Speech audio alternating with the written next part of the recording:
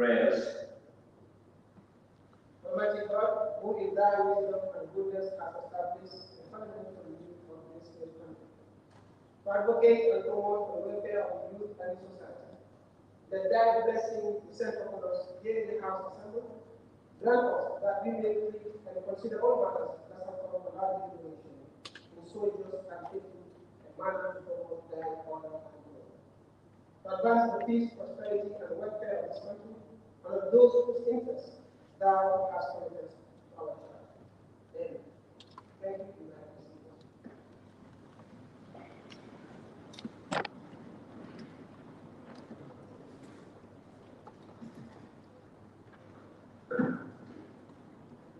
Communication from the chair. Honorable Mr. Speaker, the National Parliament of the Gambia, members of the National Parliament of the Gambia, the Honorable Majority Leader of the National Assembly of the Gambia, Honorable Minister of Gender, Children and Social Affairs, the class of the National Assembly of the Gambia, the Executive Director of the National Youth Council, members of the Diplomatic Corps, staff of the National Assembly, NYP Secretariat here present, partners here present, civil society organizations, members of the press, and all other protocols duly and respectfully observed. Good morning to you all. It is with great honor that I deliver the speech to this honorable house in the event marking the first ordinary session of the National Parliament of the Gambia in 2023 legislative year. This auspicious occasion marks a significant milestone in our quest to represent the voice of the people of the Gambia and create the avenue for their collective participation in all decision-making processes. A year ago, we were gathered here for the inaugural session of the National Parliament after the completion of the NYP Reformation Agenda, which emanated from our dedication to improve the legacy, the structure, and the operation of the National Parliament. Today, we convene to build up from that milestone, to amplify our voices in the advancement of the affairs of the youth, their empowerment, protection, and inclusion. Our agenda is not just about setting goals. It's about forging a clear path for our nation's future, one that is anchored in our unwavering commitment to addressing the most pressing issues facing our youth and our country as a whole. Our discussion and dedication here will set the tone for a future that we can all be proud of. Our core focus in this year's session aligns with the recovery-focused National Development Plan, the Sustainable Development Goals, the Africa Youth Charter, the National Youth Policy, and other development frameworks and special actors for generally mainstream the affairs of the youth. We will discuss among other things the Youth and the National Development Plan, migration, sexual and reproductive health and rights, women in leadership and governance, youth in peace building, among others. We are gathered here today. We are concerned that youth of our nation are linked outsourced in search of opportunities elsewhere. The big question is, why? What is driving this exodus? It is our solemn duty to find answers to these questions and to create a Gambia where our youth don't have to go through our borders in the future. We will seek comprehensive solutions that make the Gambia an attractive and prosperous place for our youth. Ladies and gentlemen, the empowerment of women and girls is not just a cause, but it is a cause of high character. We believe in equality of all and the potential empowerment of girls to assume leadership roles. The strength of our nation lies in unity, and when our women rise to their full potential, the Gambia will rise to new heights. We are committed to championing gender equality and ensuring our girls have the same opportunities and access as our boys. Our country's future is inexorably linked to the peace and security. As young leaders of the Gambia, we are resting in our commitment to building a more peaceful, just, and equitable nation. We understand that peace isn't just the absence of conflict. It also includes the presence of justice, equality, and efficient democratic governance. We want to commend the government's effort in the recent prioritization of the post-TRRC bills. This effort will go a long way in solidifying the gains for a traditional justice process and address the most urgent needs of the victims. We are hoping that such effort is extended in the reintroduction of the draft constitution, a process we believe is the fulcrum of our transition of justice. We therefore call on government, esteemed partners, and all relevant stakeholders to join us in prioritizing our youth. The destiny of our nation hinges on how we empower. We must understand that we are just leaders of tomorrow. We are the leaders of today. As the youth of the Gambia, we are primed to play an indispensable role in the development and progress of our nation. Then let us remember that our young parliamentarians have engaged in exhaustive consultations with their constituencies. They have canvassed our beautiful nation, listening to the voices and concerns of our fellow citizens.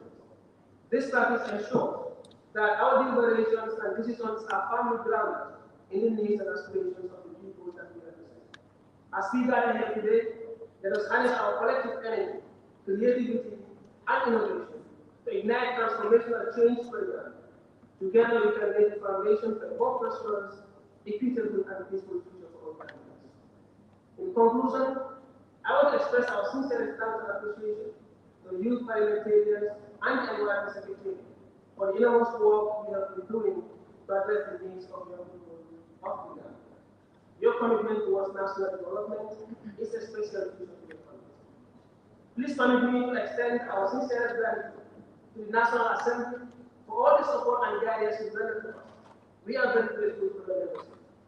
We want to also express our sincere thanks to the Ministry of Youth and Sports and the National Youth Council for your utmost consistency in supporting and collaborating with us.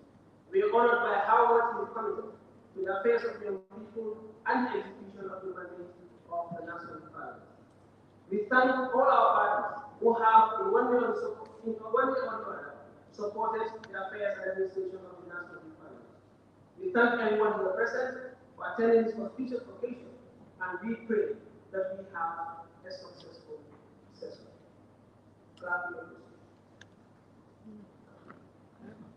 Statement. The official welcome remark by the Deputy Speaker of the National Youth Parliament.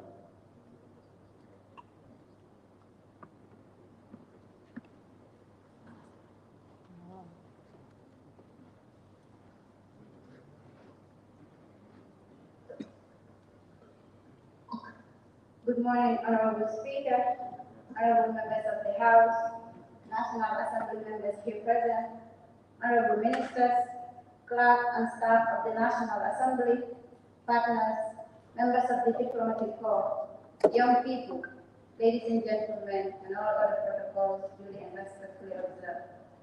Welcome to the National Youth Parliament Plenary Session 2023. Every year, we sit at this one to represent and amplify the voices of the young people of the Ghana.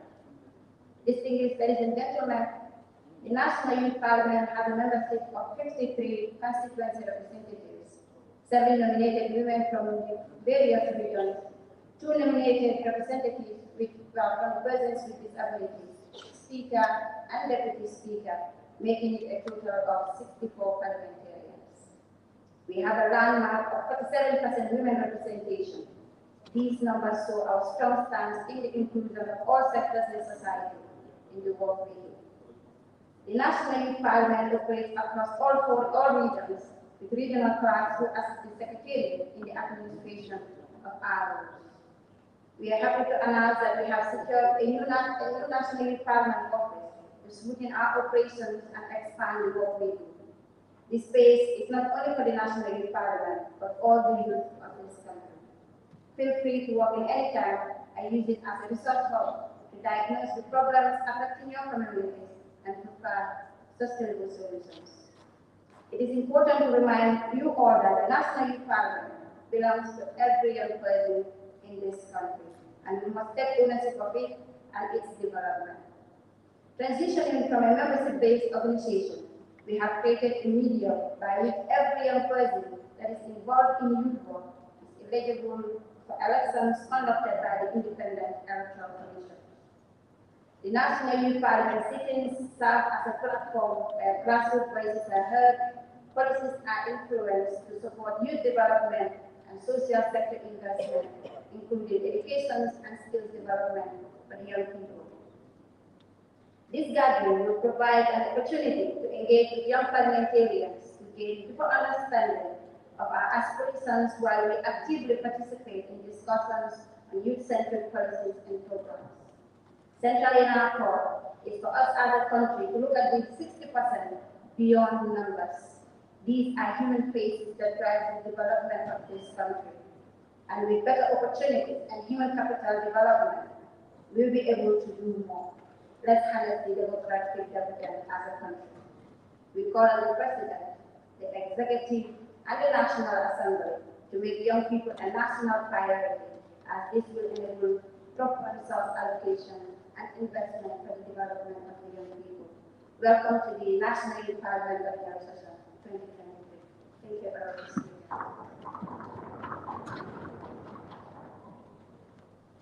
Thank you, Honorable Deputy Speaker, for a welcoming statement.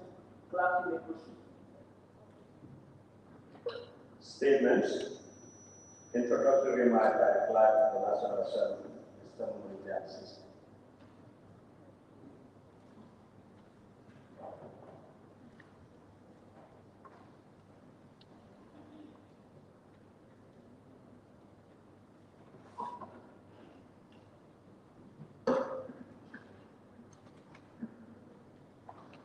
The Right Honorable Majority Leader of the National Assembly of the Republic of the Gambia,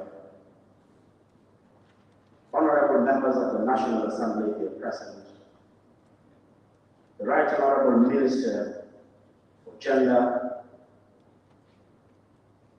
Executive Director of the National Youth Council, Executive Director of the President International Awards, of course, my brother and friend, advisor to the President of the Republic of Youth Matters.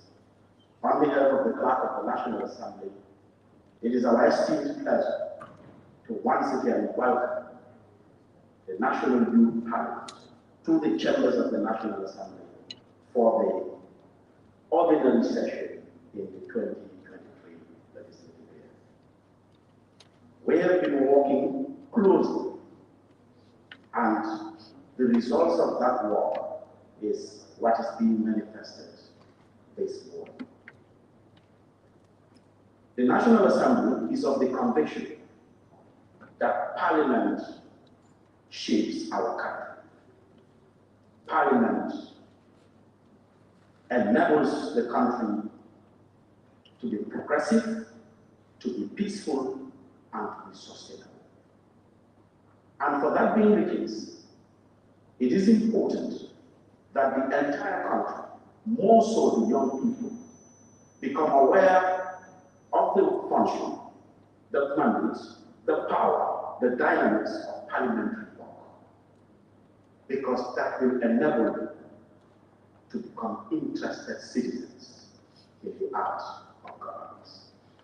And it is for this reason that the leadership of the National Assembly, under the guidance of the Right Honorable Speaker, charged the office of the clerk as the technical arm of this institution to provide the necessary support, the necessary skills, the necessary guidance to the Youth Parliament and by extension the Children Parliament, so that young people become conscious of not only what the National Assembly is doing for and on their behalf, but they will equally become active actors in the shaping of our collective destiny.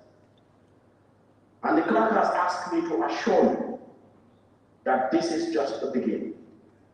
Together, the National Youth Parliament, the Children Parliament, and the National Assembly of the Gambia will continue to collaborate to solidify regimes and explore new opportunities.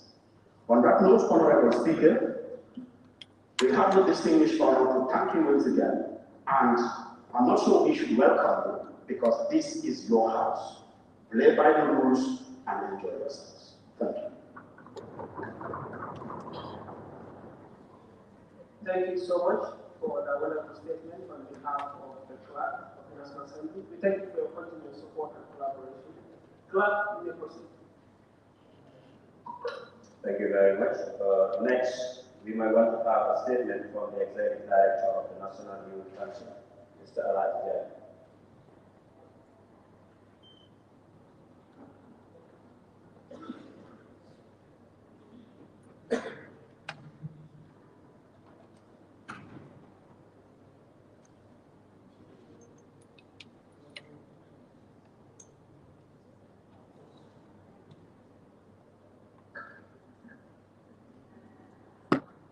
The Honorable Speaker of the National Youth Parliament,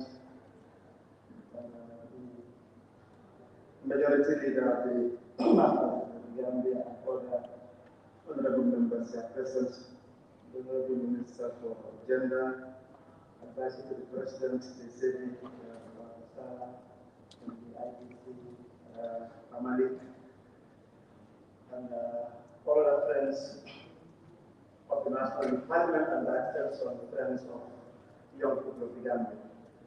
It is my utmost pleasure to be a part and parcel of this year's sitting of the National Youth Parliament. As the Speaker rightly mentioned, the National Youth Parliament has over the years gone through lots of transformation, and this has resulted in the sitting that was held last year, and here again in 2023 we are having another sitting. We are hoping that this certainly will be a continuation of the restructuring that has been done. We will not sit down again and have the same sort of challenges that we have had in the past, resulting in the Parliament not having sittings for problems the right. But we hope that all the work that we have done together, we will continue to bear these fruits, and the National Youth Parliament will continue to function as expected. As the representative of the clerk mentioned, Children's Parliament and the Youth Parliament, these are quite important structures that we have in this country, and I think we should all work together to ensure we are able to promote them and move them up to the next level. This only helps in terms of enhancing young people and children's participation in the welfare and, of course, in the development of this country. I was not to make a statement, but I'm happy to have been invited to give a statement. Please, young parliamentarians, yes, these are sittings that we have. We have no legislative mandate, yes. But the discussions that we are going to have within this work over the next 2-3 days, let us please ensure that we give it our best. The position paper that comes out, we want to assure all of you that from the Ministry to the National Youth Council, we will work with you to ensure that the aspirations that we all have to learn for this country are met. We have a responsibility, and we will work with you to ensure this responsibility is fulfilled. I thank you all for your kindness. Thank you so much, Executive Director, for your statement and for your consistent support. Clerk, you may proceed. Statement. Keynote address by the Honorable Minister of Gender, Children and Social Welfare, Honorable Fatu Kinte, on behalf of the Honorable Minister for Youth and Sports.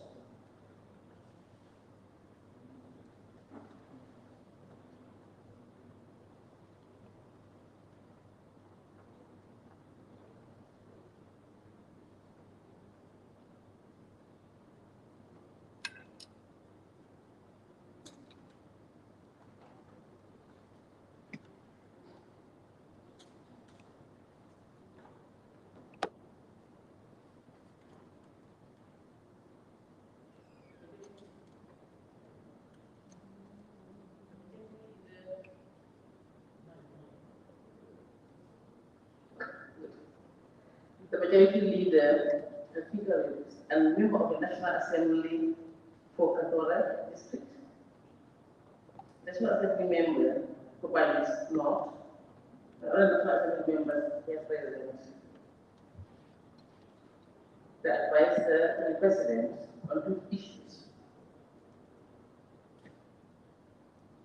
The Speaker, the Speaker, members of the National Youth Parliament, the Director, President International Award, the Director, National Youth Council, the Country Representative of ITC, the media, protocols, duly and respectfully observed. This evidence on the web writing is not here, he's only and is out of the country and had asked me to deliver the statement on his behalf. He stated that I'm delivering. He's not here in person, but I have no doubt that he will us speak well. Because the issues of this parliament are very, very important to him. I'm now reading his statement. It is my singular honor and joy this morning to join all of you in the National Youth Parliament 2023 cities. Allow me to express my heartfelt gratitude to all of you as members of the National Youth Parliament, representing your various constituencies and regions. I am confident that you will serve in your various capacities with diligence and dedication. I want to assure you of my full support and that of the ministry at all times during your tenure in office. Since the establishment of the organization in 2002, the National Youth Parliament has helped in preparing so many of our young leaders today who are serving in various positions within and outside the country for the good of the Gambian society.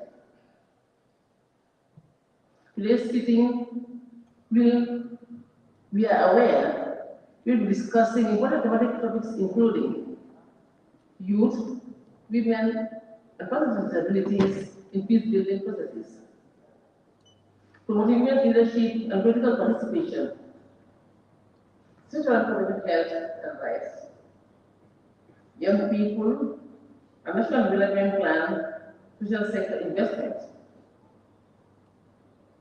Each of these mentioned thematic areas, when adequately discussed, can impact positively on the development of young people in the Gambia.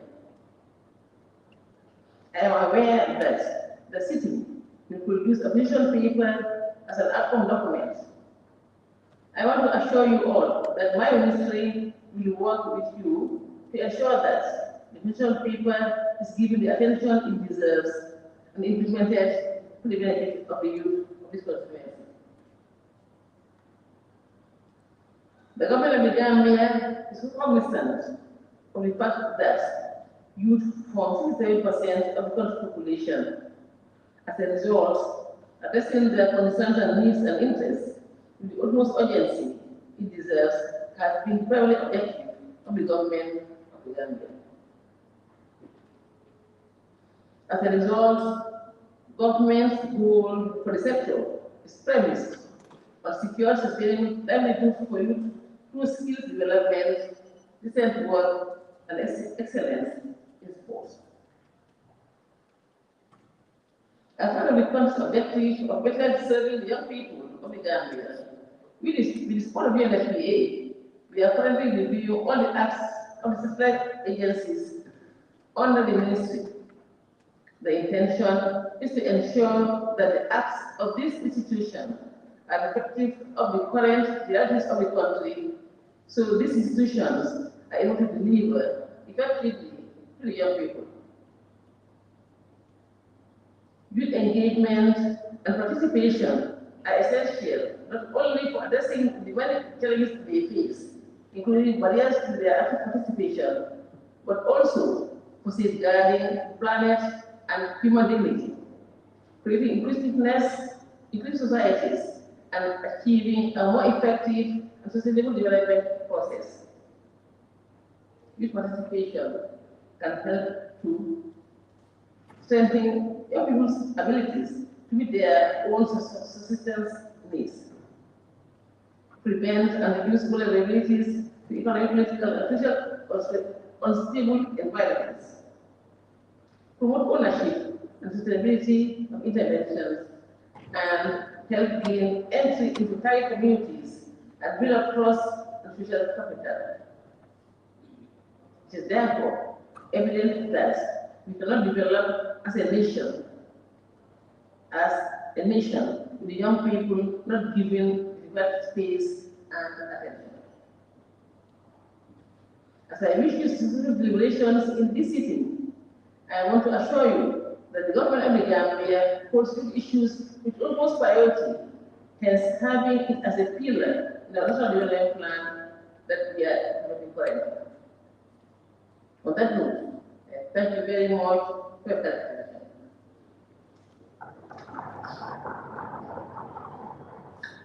Thank you so much, Honorable Minister. We are very honored by your presence and statement. Please also extend our sincerest thanks to the Honorable Minister of Business Sports for his consistent support in promoting the welfare of young people of the Gambia. Clerk, you may proceed. Statement. Official opponent statement. Honorable Majority Leader of the National Assembly of the Gambia.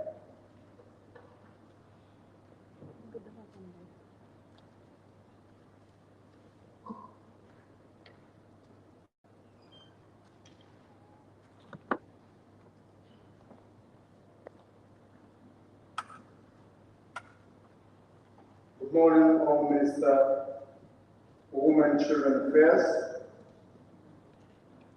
able representative the Ministry of Youth and Sport, honourable members of this August Assembly, Executive Director, National Youth Council, the Honourable Advisor to Youth Affairs to the President, Honourable Speaker and Deputy Speaker of Youth Assembly, members of the National Youth Parliament, I bring you greetings from both sides of the Assembly to welcome you and wish you well in your 2 to 3 days engagement. Having said that, the role and responsibility to me is just to give an opening statement. I want to take the opportunity to thank your leadership for according me the opportunity to have an interface with you, to come and add value to the mandate given to you by government. The importance of this Youth Assembly cannot be overemphasized. Noting the need, the importance of youth engagement in development. And of course, the topic of discussion today is very apt. Youth in peace building process. This parliament serving as an advocacy for irregular migration. These topics couldn't have come at a better time, where as a nation, we are really overwhelmed with illegal migration. This avenue will form a forum to listen to divergent views, present opinions, at the end of the day, come up with resolutions to advise government and relevant stakeholders to address the menace of this illegal migration. Thus, the need for us to come to seek in these House of Chambers. We want to thank your partners, the Milan Ministry, for the support given to you to have this interface. One thing I've learned as a parliamentarian, my first 5 years and the second 5 years, I've interacted and mingled with like-minded people. Some of you come from different backgrounds. Please, I implore you, learn from each other. This is the fastest learning opportunity you can have. Some of you come from different environments, different fields, different specialities. So when you interact and brainstorm, you come out with concrete solutions. Amongst you here, you have economists. Amongst you, you have social scientists. Amongst you, you have agriculturists. The list goes on.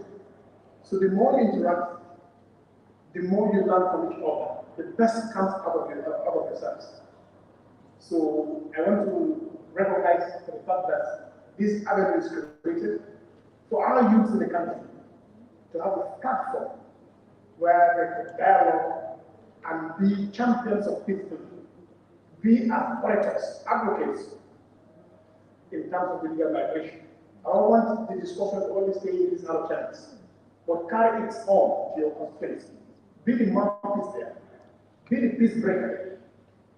Be the person convincing your fellow colleagues down there, not to embark on the dangerous journey. Having said that, Parliament is very important in the sense that when society is in shambles, the hope of democracy lies in Parliament. And you are here to enrich the democracy, to make sure that the voice of the voiceless are heard here. The voice of the weak are listened to. So it's a responsibility, it's an opportunity as well. It's also a privilege given to you to come and serve, represent your values. Honorable Speaker, lastly, I want to recognize the issue of diplomacy. It has now come to the limelight that Parliament also play a pivotal role in parliamentary diplomacy. Connect to your other sister parliaments, youth parliaments around the region and beyond, to enrich yourself, to better help you to execute your mandate. And lastly, I would advise you to try as much as you can to be apolitical. Because if you associate yourself with politics, it might ruin the very ideas. It might negate the very thinking of bringing this two parliament together. Do not allow it to be used as competition. You have a mandate, you have a role to play, and your roles are clear in the mandate. So try as much as you can to be apolitical, to involve yourself in any party politics, as to ruin the very fabrics. On that note, I have a finger of a privilege to declare this system open. Thanks so much. Thank you so much, Honorable Majority Leader, for that wonderful statement. We're quite honored that you made mention of the issue of being nonpartisan. This is a non-negotiable clause in our standing orders. To an extent that the moment you discover to be partisan, you automatically lose your seat. It doesn't even require a vote from the House because we're strictly a non-partisan organization. Please extend our sincere thanks and appreciation to the Honorable Speaker of the National Assembly and the entire of the National Assembly for the wonderful support and assistance that we will receive. Thank you so much once again. Clerk, you may proceed. Motion. Be it resolved that this August Assembly do consider and adopt the motion for the government to prioritize youth in all aspects of the recovery focused National Development Plan 2023-2027, moved by Honorable Member Secretary.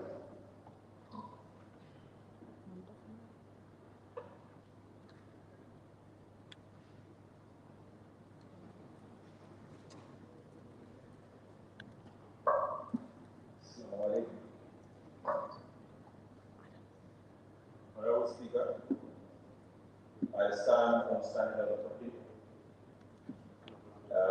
Be it resolved that this August Assembly do consider and adopt the motion for the government to prioritize youth in all aspects of the Recovery Focused National Development Plan 2023 to 2027.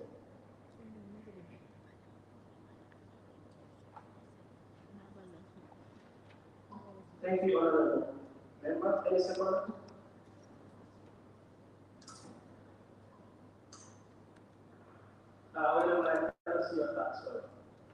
Honorable Member for North Flavius.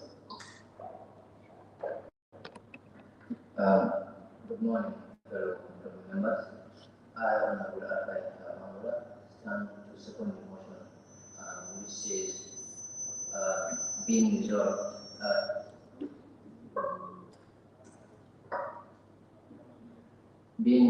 that the August Gathering consider and adopt a motion for government to emphasize youth in all aspects of the Recovery Focused National Development Plan 2023 to 2027. Thank you. Thank you so much, Honorable Member. I now put the question as moved and seconded that this Honorable Parliament do consider the resolution on the government to prioritize youth in all aspects of the Recovery Focused National Development Plan from 2020 to 2027. Those in favor say aye. Those not in favor, please say no. The ayes have it. Therefore, honorable members, at this juncture, I will now open the floor for the debates.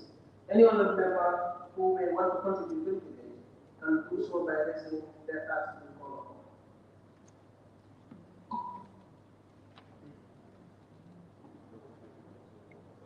The honorable member for Serekunda, the move of the motion.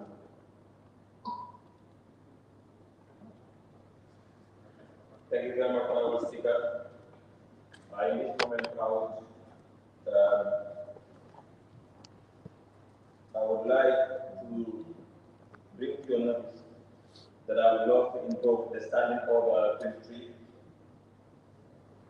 so that I can make reference on my papers on this matter.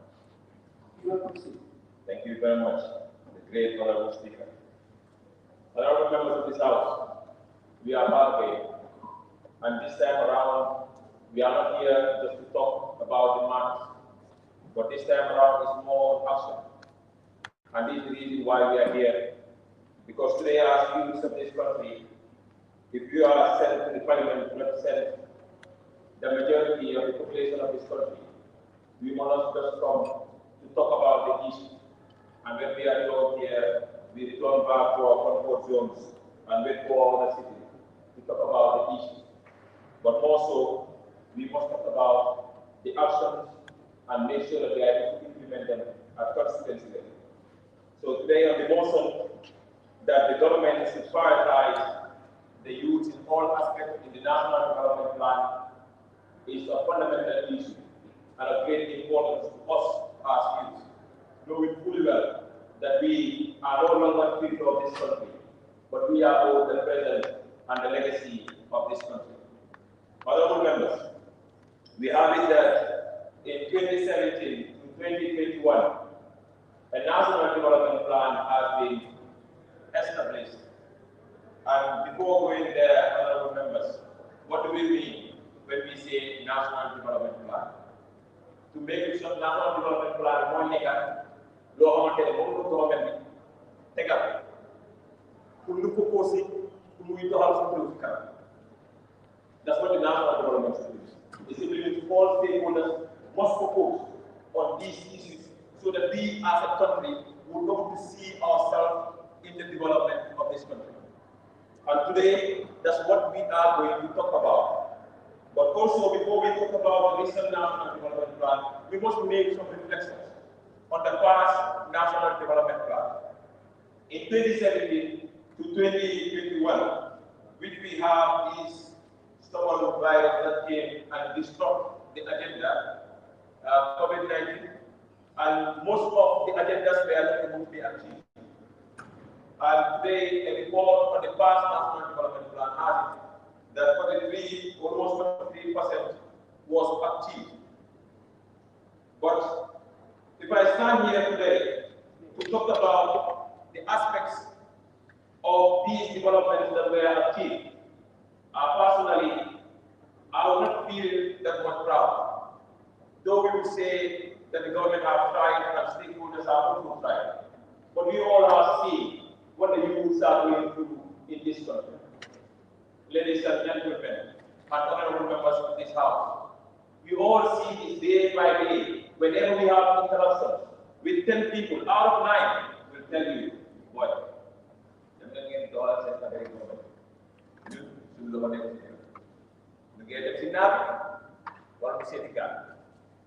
Ladies and gentlemen, honorable members of this house, that is disheartening. Because if the present and the future of this country were able to respond in such a manner, that speaks volumes. That speaks more than the statistics that we are seeing in the internet. That speaks more than the research that we have made. That speaks more than the workshops that we do attend every day. Honorable members, today we have moved from there and we have in 2017 to 2021 came up with a very important tool that we have contributed as a national youth parliament to make sure that we are able to drive that particular agenda, which is the draft constitution, which would have been a milestone in making sure that our efforts as youth would have been a fundamental focus point that this government would have looked into to be able to solve our problem. And we spent our resources, we spent our time, we spent our money, our taxpayers' money, those that are in the market, those that are in the streets, in the narcos, their money, we put it into that draft constitution, and when it came to this house, it disappeared. I don't know where it went to school, where they put it in the field.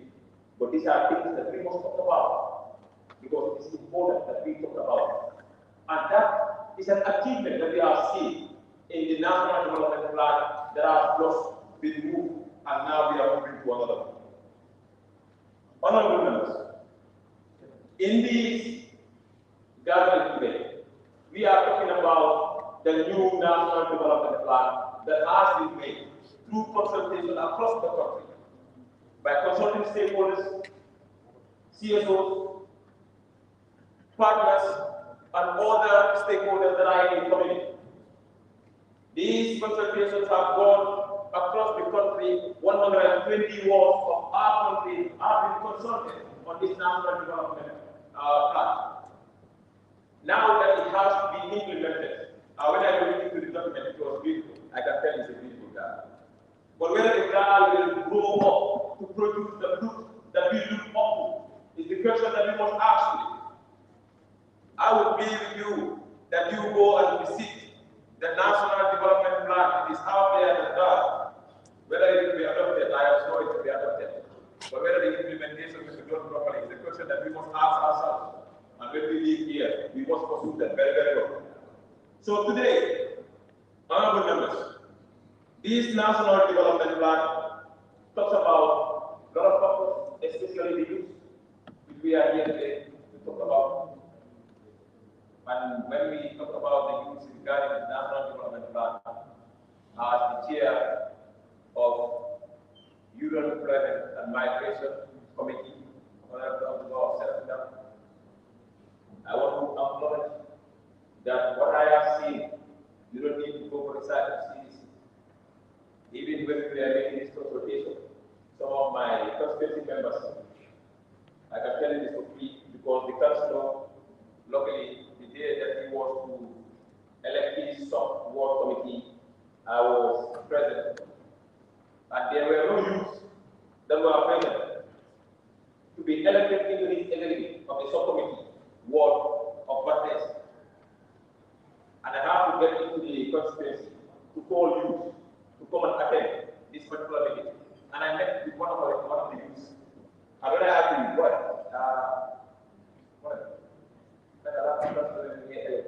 Committee for the work committee. You know what?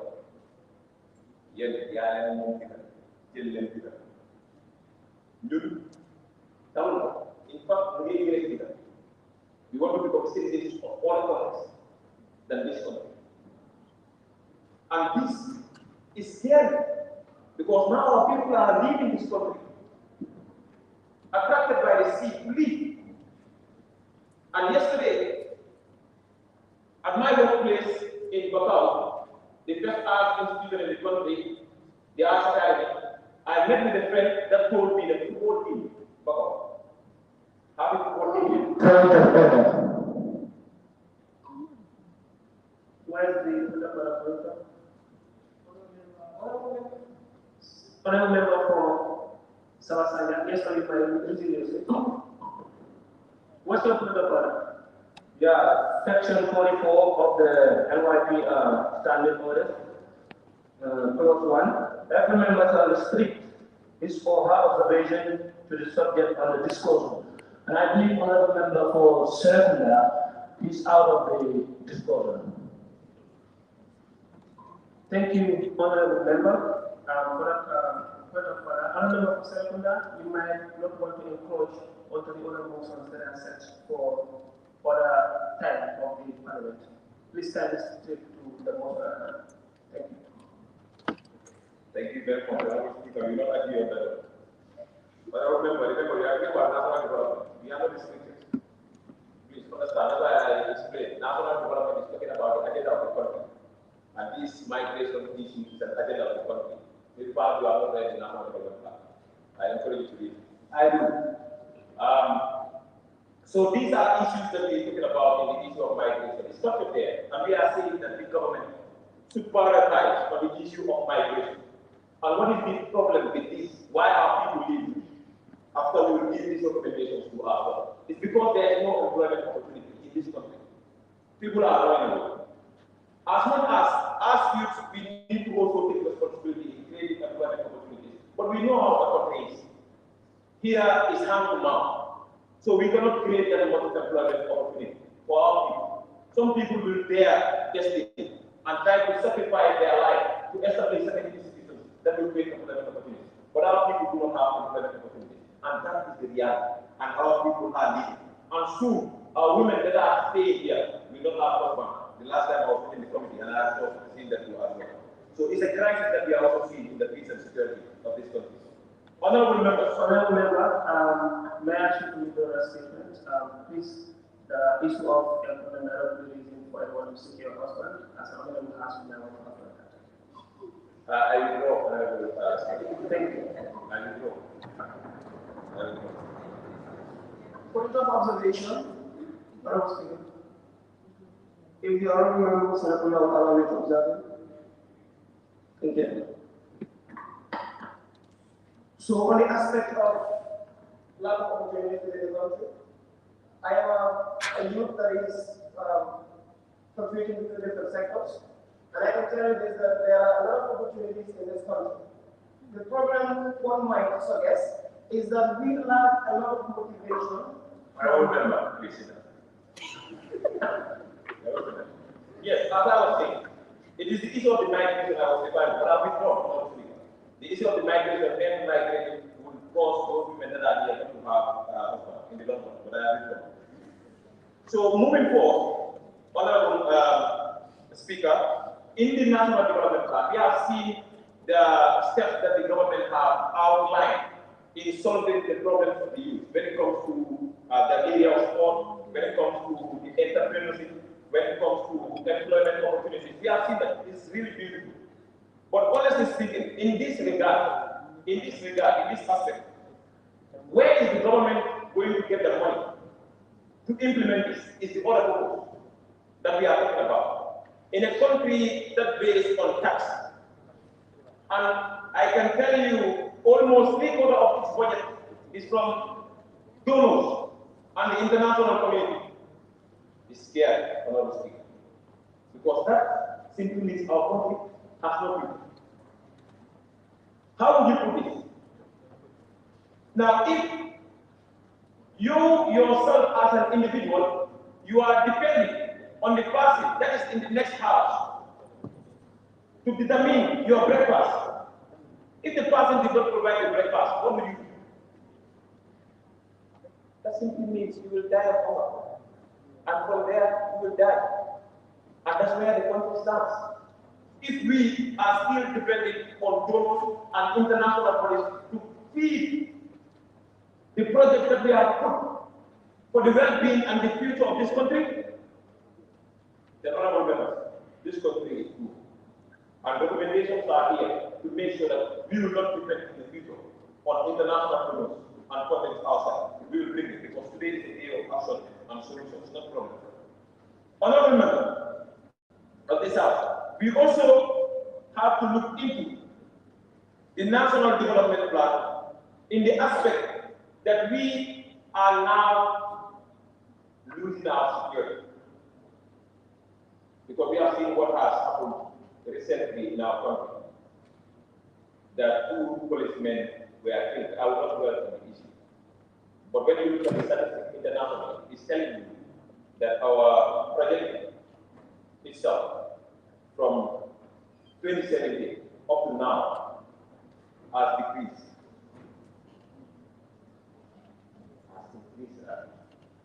From 76, now it's 80.5.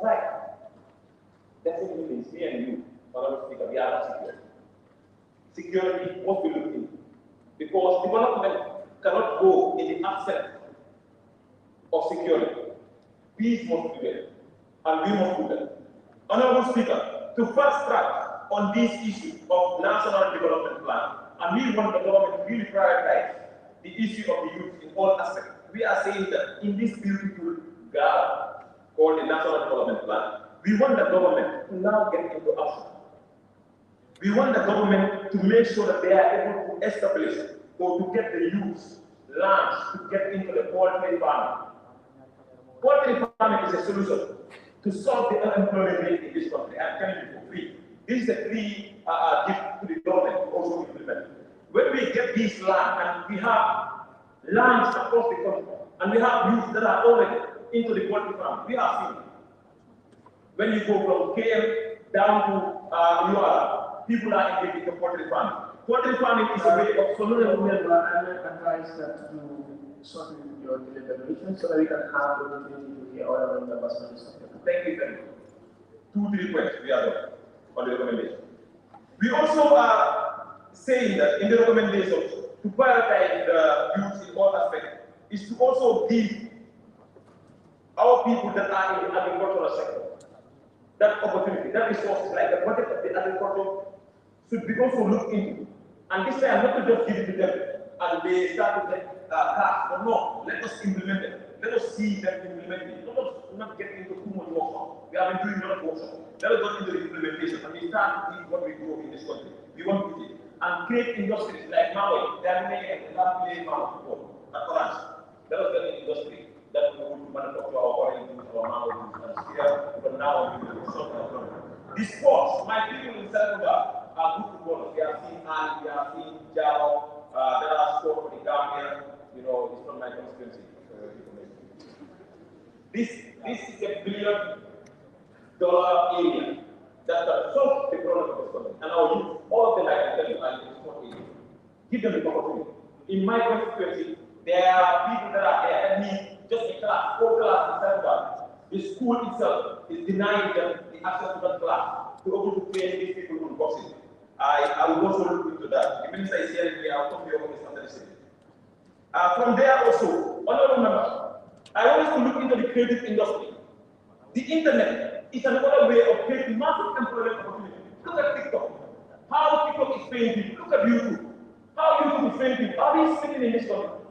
Look at the creative industry, poetry, drama, painting, you know, crafting. This lot of money. The last time, there was an exhibition in UK by a Nigerian man, and the painting was costing 1.2 million pounds. That is the budget of this entire country for 50 years. I am telling you for free.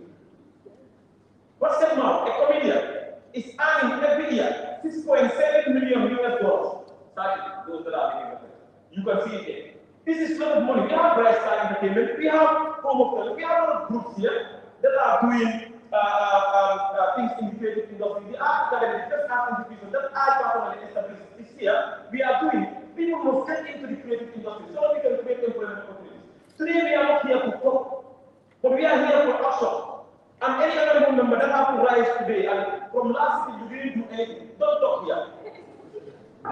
We are not here to go. I'm going to go down. If you think today I'm leaving the parliament, I'm not leaving, I'm here. I am not. So we are here to make sure that we are able to get things done. Let us get things done. Now remember, I don't want to waste time, but I will conclude and say the great words of the great man, Julius Nyerere, said, he said in Swahili that the state house is a holy place. Today, honorable members, I am telling you, the National Assembly is a holy place. This is a loss for us, honorable members. We don't come here to play. We don't come here to play down. We come here because we are accepting the youth of this country. And we should not joke with it. We should not play football with it.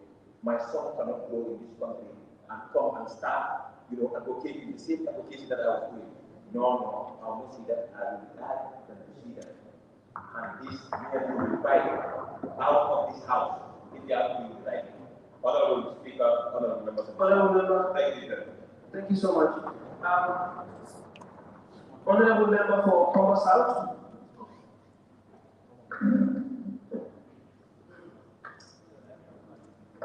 I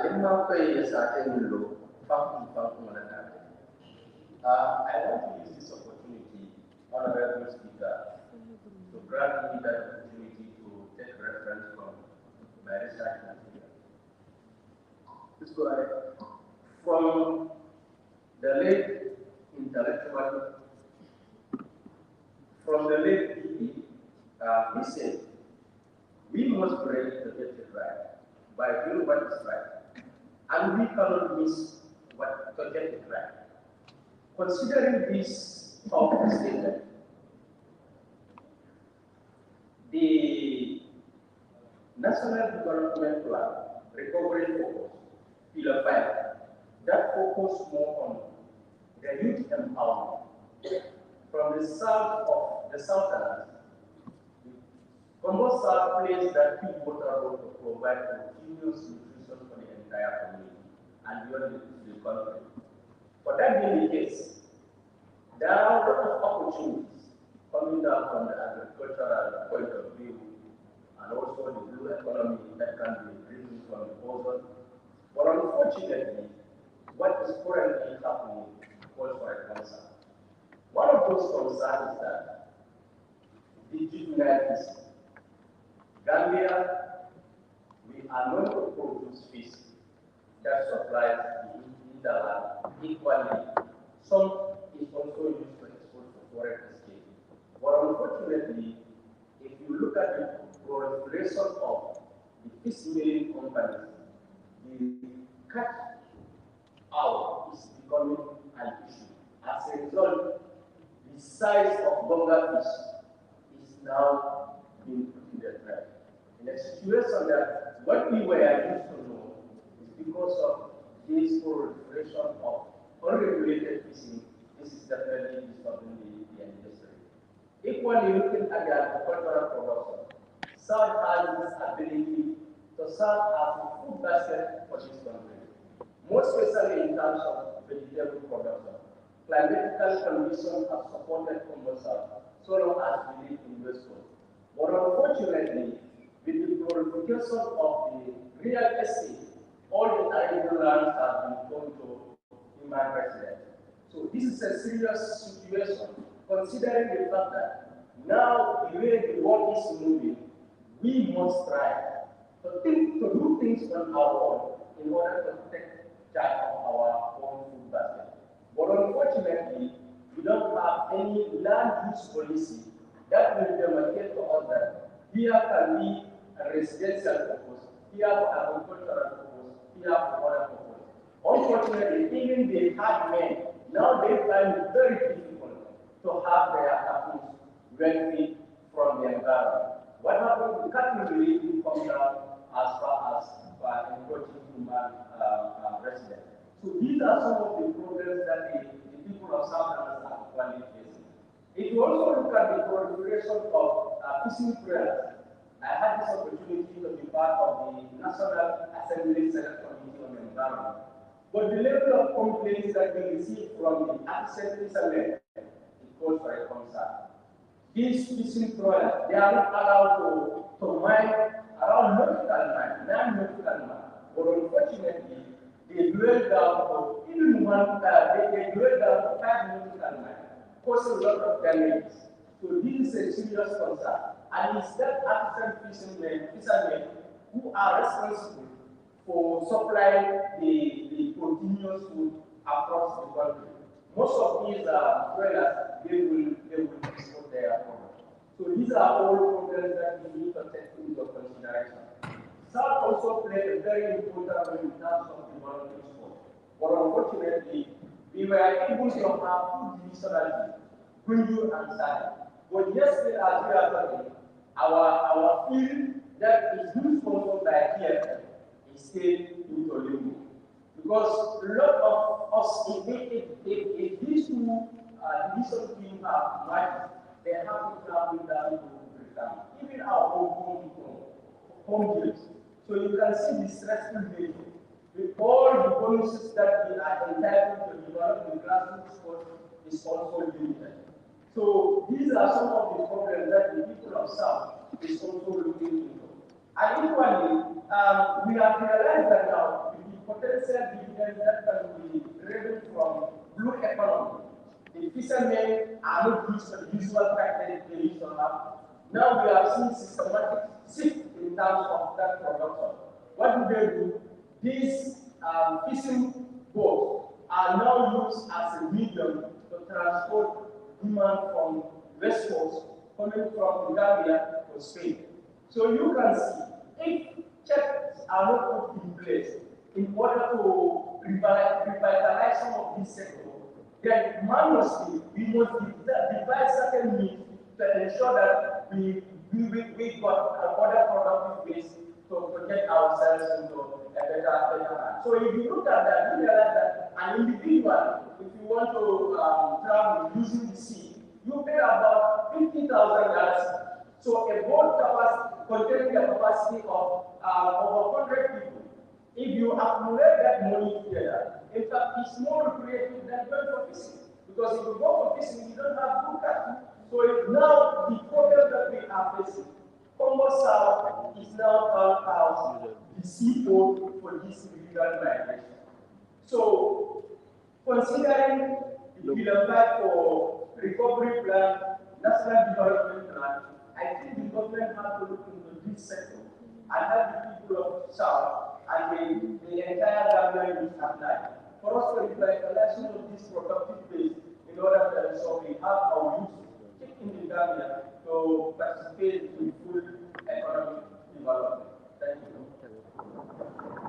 Thank you so much, Honorable Member. Honorable members, moving forward, I would want to advise that when we talk about migration, please let's use the general assembly term, irregular migration. Thank you so much. Honorable Member for the Governor.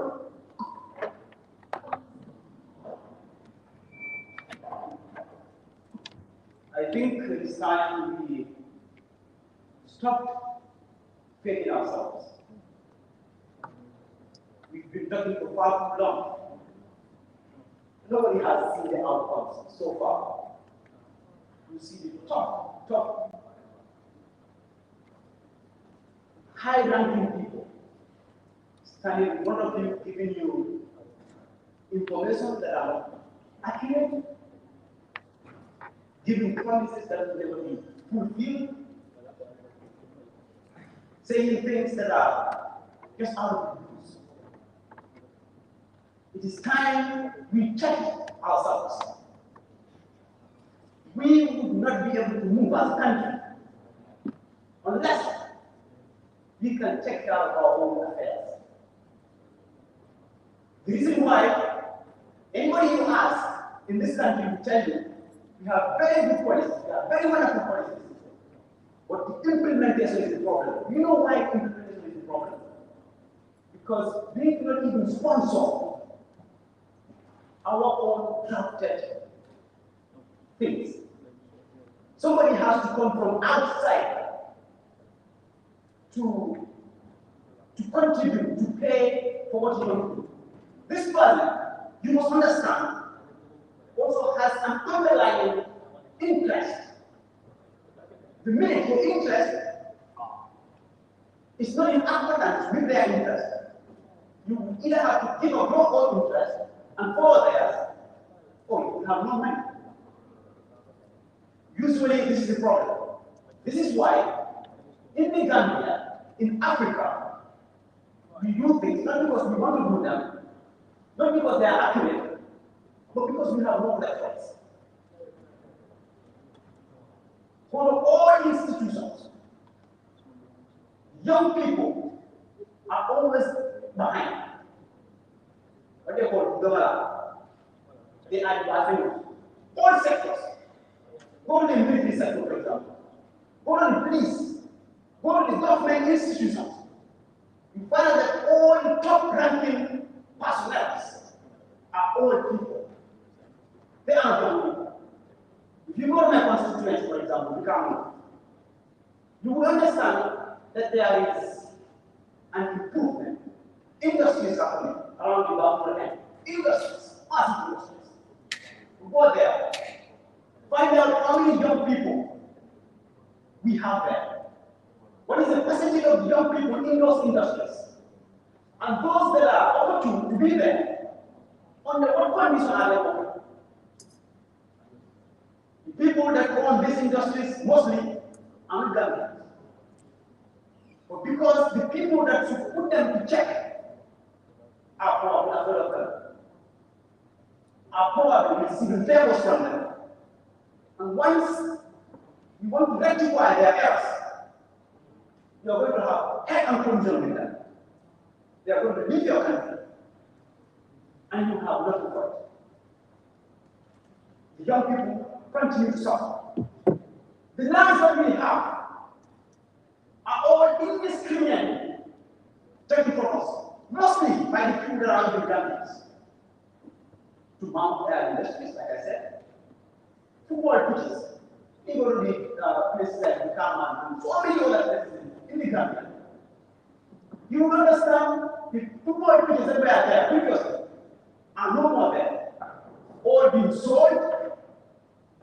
The youth has no place to do their recreational activities.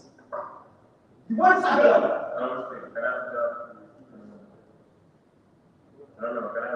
Sit down. The ones available are being paid for. You do not have the money. You cannot use them. But when stakeholders stand in front of us, the first thing that they would say, these are not good. The youth are to use them. We cannot talk about the security of this country without the involvement of the people. Because you understand that the security is in the hands of our military personnel and our police forces. And these people are largely constituted by them. Whenever you want any physical intervention to ensure things are in check, not violence, just to ensure things are calm, you use that. But how much are we paying this security personnel? It's a question. You know, sometimes some topics are so much to the point. I understand that you talk about migrations and working. But at some point, you cannot talk about all these topics without bringing the other. The reason why a lot of people are fleeing in the country is not because there is no employment. That might be the case at some point, but that might not be the entire case. Why do you think if that is the case, we are having the teachers leaving their job, young teachers, going leaving the schools? Why do you think we are having the military personnel? Why do you think we are having the police leaving the streets? We do not pay them enough. It's time to speak about these things. These are the realities we have on the ground. It's time to be given. Somebody came some other time and said, there was a robbery, and one of the security personnel happens to be the robber, for example. And the person was talking, I said, I think it's time we started asking questions. Why do we have the people that are supposed to protect us, that are supposed to stop the other individual from doing these things, now doing it? Primary question. If I have no food in my house, if I have borrowed from people, because what I have been on cannot suffice me. I have 10 kids to send to school. What have I? I need to give them money every day. I need to give them their fares. I need to buy a proper price. I need to buy this, I need to buy that. That is when in the pocket I have borrowed from people enough. Once I have seen an opportunity, once I have seen one who have it, do not try to define who will do it. That's the reality. You are going to do it. Honorable Member, may I please ask you to clarify what do you mean by that? Are you really justifying robbery because of you do not have? No. What I'm trying to say is, This is how you might want to say that again because the mic was. Honorable Member, calm down, sorry. You might, when your mic is on, your mic turns off automatically. So you might want to give it 2 seconds, whatever, switch off your mic. Thank you. thank you so much, Honorable Speaker. So, just to clarify this does not sanctify robbery in any way. What it means, what it's trying to tell us is that we are all human. And in human nature, that you consider self-forced. No matter what that means to you, you consider yourself forced. If you are going to die, you are not going to allow that. That doesn't mean it's good. When you do it, I am just going to say it's good. But we understand that it's good. Just everyone else is going to do it. So let us ensure that we not only have employment, let us ensure that we have reasonable employment. Employment that will keep this body working. It is time that we stop fooling ourselves. Some of these poppycock, some of these bandit action, hogwash speeches that we always give, I think it's time we let go. Come to the chamber. Yes, Honorable. Honorable Speaker, the Honorable Member is speaking language that we don't understand. And this, I know, is not mandate for all of us. Can you clarify the meaning? Thank you, Honorable. Honorable. Honorable, I think if we are to, this is a English word. Dictionaries are available. I'm sorry. Honorable, what was the use? Are they English words? Right? I said hogwash, balderdash, and poppycock. I don't say English words. They are English words, yes. Dictionaries are available. Okay, thank you for for saying that. Possibly, you'll be able to get clarification on that as the session is continuing. If we do not have, then we will consider as a language that is not accepted in the House, because the only language is accepted by the study orders actually English language, sign language, and the local language that we have. So if I cannot pronounce the words, but if they are not English, you may proceed on. Yes, so just to wrap, whenever we stand in front of the people, let us tell them things that can be materialized. Let us not deceive them. Once you think you deceive people, you are deceiving yourself. It's not going to work anymore. What has advanced far more. People smile at you when you speak. You think you are deceived, you are manipulated. Only for yourself. It's time to go. Thank you. Thank you so much, all the members. I'm the member for that deliberation. I've received a notification that they are in these words, even though they do not sound like that. So I believe we're good to go. Honorable member for Sanya.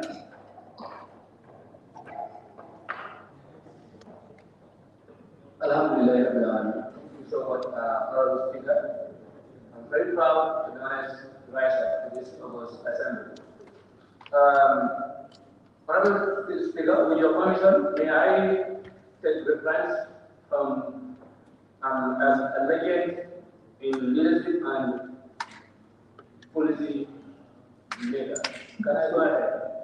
Okay, I will quote from legend Halifa Saleh, Honorable Halifa Saleh, who says, anything for the youth without the youth is actually not for the youth. And if you look at the recovery national development 2020-2027, pillar 6, human capital development. And definitely, I love what Honorable Member Kosera said. Now we need action, we don't need, talking. We have been talking for decades, and nothing changed yet. So if you look at chapter 7, pillar 6, human capital development, we have the basic and secondary education. Honorable Speaker, you wouldn't believe what I'm saying, but definitely we the people of Sabah Sanjal, we are unfortunate. Sorry for using that word. If you look at Sabah Sanjal, it is comprises with 58 villages. Only 2 senior secondary schools are there, and then both the 2 secondary schools are centered in Sanjal ward. Sometimes we produce good students. At the end of the day, they have to travel all the way from up country to the over country just to higher their education go further. And I believe those senior secondary schools that we have there, at least they are not enough. Yeah, we can say that they are not enough, but we have been producing vampires in those schools. And one of those is Ibrahim Boy, Mentor Boy is here with us. So I believe, sorry, honorable member, I'm not sure the term of my eyes. What you definitely do. Do you mind using a term that you can understand? Because I don't think there's any human that's a vampire. I will not explain in other words. I will not explain enough. Legend, sorry, let me use legend in this word, in this case. So, Honorable Speaker, what I wanted to say is, if this national development plan, if it is well implemented as the way it's supposed to be, definitely we the people of Sabah Sanjal, we are going to appreciate it. Why do I say so? Simply because we have so many people who graduated from, let's say, upper basic, but at the end of the day, they don't have the opportunity to get a good school, meaning to further in secondary education.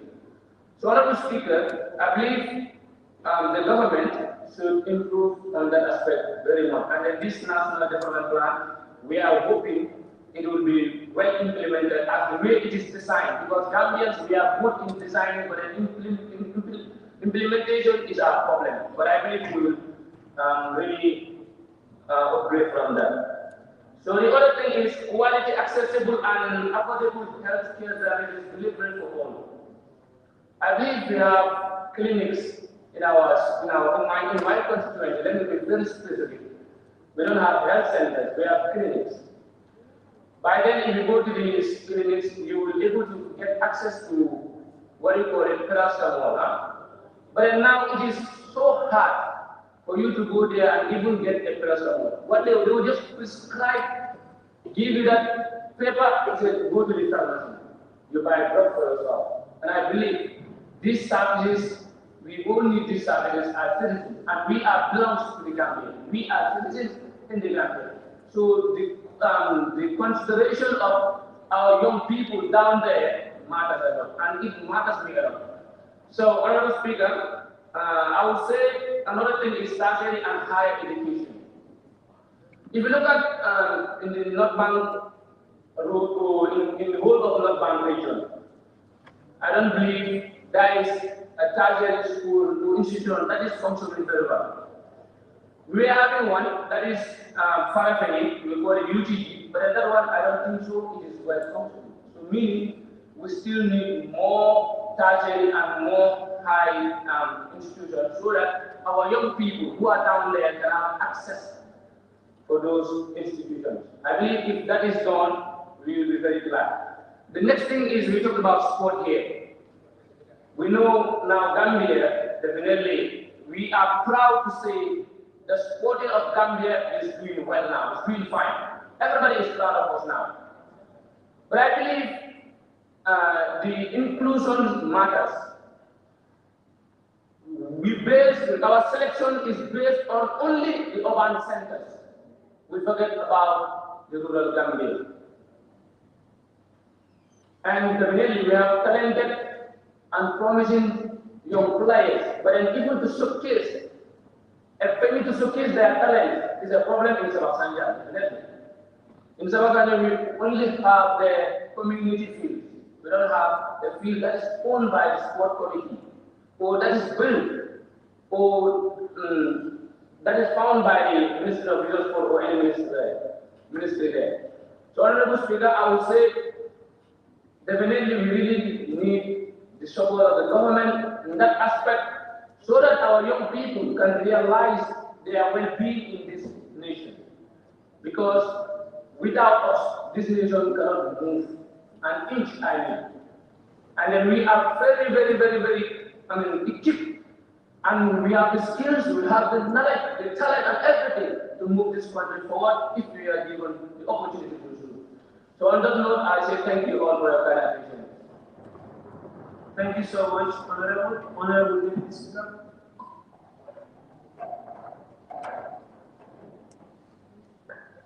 Thank you very much, Mr. Speaker. I am just going to speak on the obvious about the National Development Plan. Yesterday evening, we were looking at the budget for the National Development Plan, and we have seen an outstanding budget of $2 billion as the budget gap. And why I'm giving reference to this is because, and we have also talked about our worries and fears because of the status of the world political environment and how we are most likely will not be able to meet that budget line. And as of now, as I am speaking, I know it will be a surprise to say, young people are not a national priority in this country. We have education, we have health, we have infrastructural development, we have agriculture, which are all good. But I think young people need to be pronounced and put in policies as national priority. Why is this important? In the case we do not meet the budget line to implement the National Development Plan, that means when things are put on the table, issues of young people will not be forced to be addressed, will not be discovered to be addressed, and will not even be detached to be addressed. And if the budget is exhausted, that means the issues of young people will not be addressed at all. We keep on asking ourselves why we have increasing stadiums, why we have some indicators in our national development plan, such as the establishment of two sporting academies nationwide, and also introducing a sporting program in the University of Ghana just to enrich our sporting and make sure it has become viable for young people to earn employment. And we ask ourselves where these and other things like our youth centers are not well achieved. They're not well achieved to empower young people to their fullest potential because what we need to interact and first solutions to our problems are not in those centers. This is because we are not a priority. I stand here today to call on government and all stakeholders to pronounce and to put in policies for young people. We're saying we are 60%. The last World Bank Human Capital Development Report has announced that 70% of the Gambia's population are below the age of that. We're here saying 15 to 35 are 60. We are more than that now. Because the statistic we are referring to is a statistic of years ago. Now our population has grown more than that.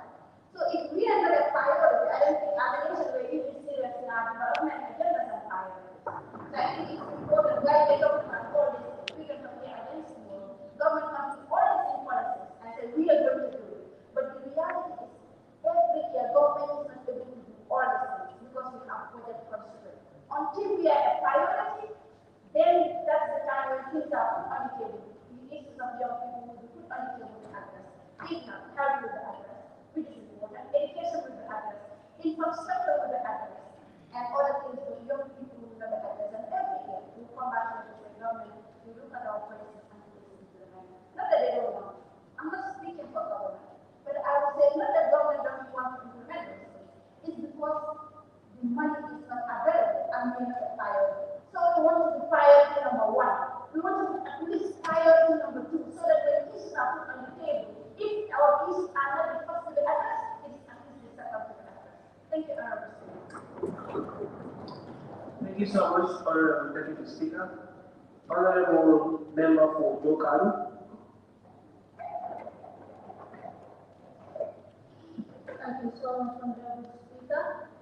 I think if we are talking about national development plan here, it entails all the thematic areas that we are discussing this focus gathering. I will start with the review of the rural urban migration through centralization of basic amenities. Now, when you look at this portion under the national development plan, it is very important. because when you look at the centralization of social amenities, it is zero. When you go to the rural area, there is nothing like this social amenities. During my constituency consultation, I point to so many issues affecting these people, which includes we talk about these social amenities. When you look at, we are talking about skill. You cannot open a skill workshop without electricity. The youths are really lamented about it. If you know they want to do welding, they will not have this, they don't have access to electricity. Go to my constituency, a constituency of 14 communities. Less than 5 or 10 communities have electricity. All the rest do not have. They only consider those on the highway. The rest who are up the road don't have these social amenities. And it is very important. When we look at these social amenities also, basic and social amenities also, it includes education. Yes, which is a key factor. And it is very important in youth development. And if you go to my constituency, they don't have access to education at all. Because there is only one senior secondary school. About 40 communities is only one senior secondary school. And that senior secondary school is not having a science lab. Don't we have the talent to also engage in science? We have people who can venture into this science. But we are how? Because they don't have access to it. They don't have. They must move to the urban area. If you look at the urban area, the percentage you have 58%. Why? Because of these social amenities are not available in our constituency today. We go to health sector. It is 0% in my constituency. And if that is, I don't mention it. Look at the health sector. If you look at the health sector, to access these health facilities is a big problem. Because number one, we have poor. The roads are very bad for the extent that even to drive a motorbike there, to ride a motorbike there is a problem. Talk less of an ambulance. And they say they have provided ambulance to the communities. Are they monitoring those ambulances? No. Because during my constituency consultation, those who I meet, they say that they have never have access to those ambulances. Even though they call the driver, he will not pick the call. Or sometimes he will be demanding fuel. How many of them will be able to provide fuel? How many of them will be able to fuel an ambulance? Ask for people who are only depending on her. How many of them? They will prefer using these donkey carts or horse, which is very risky to pregnant women. We have seen people how these pregnant women and people on the young women and children, how they are suffering. Let's look at this very terminal. There is no ambulance doctor. We should be there. Because there are at times when a pregnant woman comes or someone who is on delivery or labor, we have to make the pain for them. If the pain has already departed, that individual has to make even the pain come back so that she will be able to be transported, which is very risky. We have a scenario on that.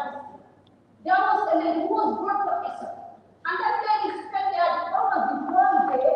The doctors are not putting to anything. They said they have doctors in Essex or in all the health facilities. But it is really that because some of these doctors will not be available when these patients are referred to this hospital or this clinic. Because when you come there, sometimes you say you have to wait for the doctor to come. You have to wait for the doctor to come. This lady was there for the whole day until 2 o'clock when the state has already closed. That was the time that they detected that these people did not do anything anymore about with our issues. So they decided to call the main office. Those were the people who brought their board and then transported this lady around 2 p.m. 2 a.m. Because we was very on board. But the lady even lost the child. And her people have lost her life through this. This is very important. Because of sport. Sport in my community is zero because we never have clear showcase there. We have the community of there who have allocated 300 hectares. For the past 3 years, there is no 3 to 5 years, there is no single stone which is laid there. And they have already sacrificed their own land and have allocated for the Ministry of Youth and Sport. So at least with something there, these youths can be able to showcase their talent. Thank you so much. Thank you so much, Honorable nominated member for West Coast. Thank you so much, Honorable Speaker. Looking at the National Development Plan, in as much as it is diverse and it has a lot of issues, it entails so many things. I'll just speak on the women and children aspect of it. Because looking at the youth age bracket, you have from 15 to 35. So 15, 16, 17 are our children, and they're still young people.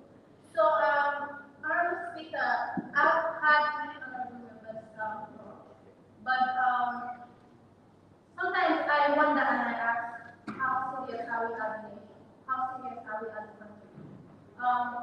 Looking at the policies and programs that we have, we are all agreeing that it is a general thing when it comes to implementation of policies and programs. Making policies is one thing, implementation is another thing.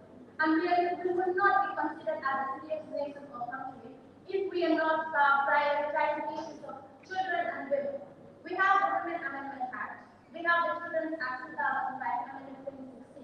The government has ratified the United Nations Convention on the Rights of the Child in 1990, and also ratified a regional instrument, which is the African Charter on the Rights and Welfare of the Child. We have all these beautiful ratifications, all these beautiful charters, all these beautiful conventions, and when it comes to the implementation part, it is not there.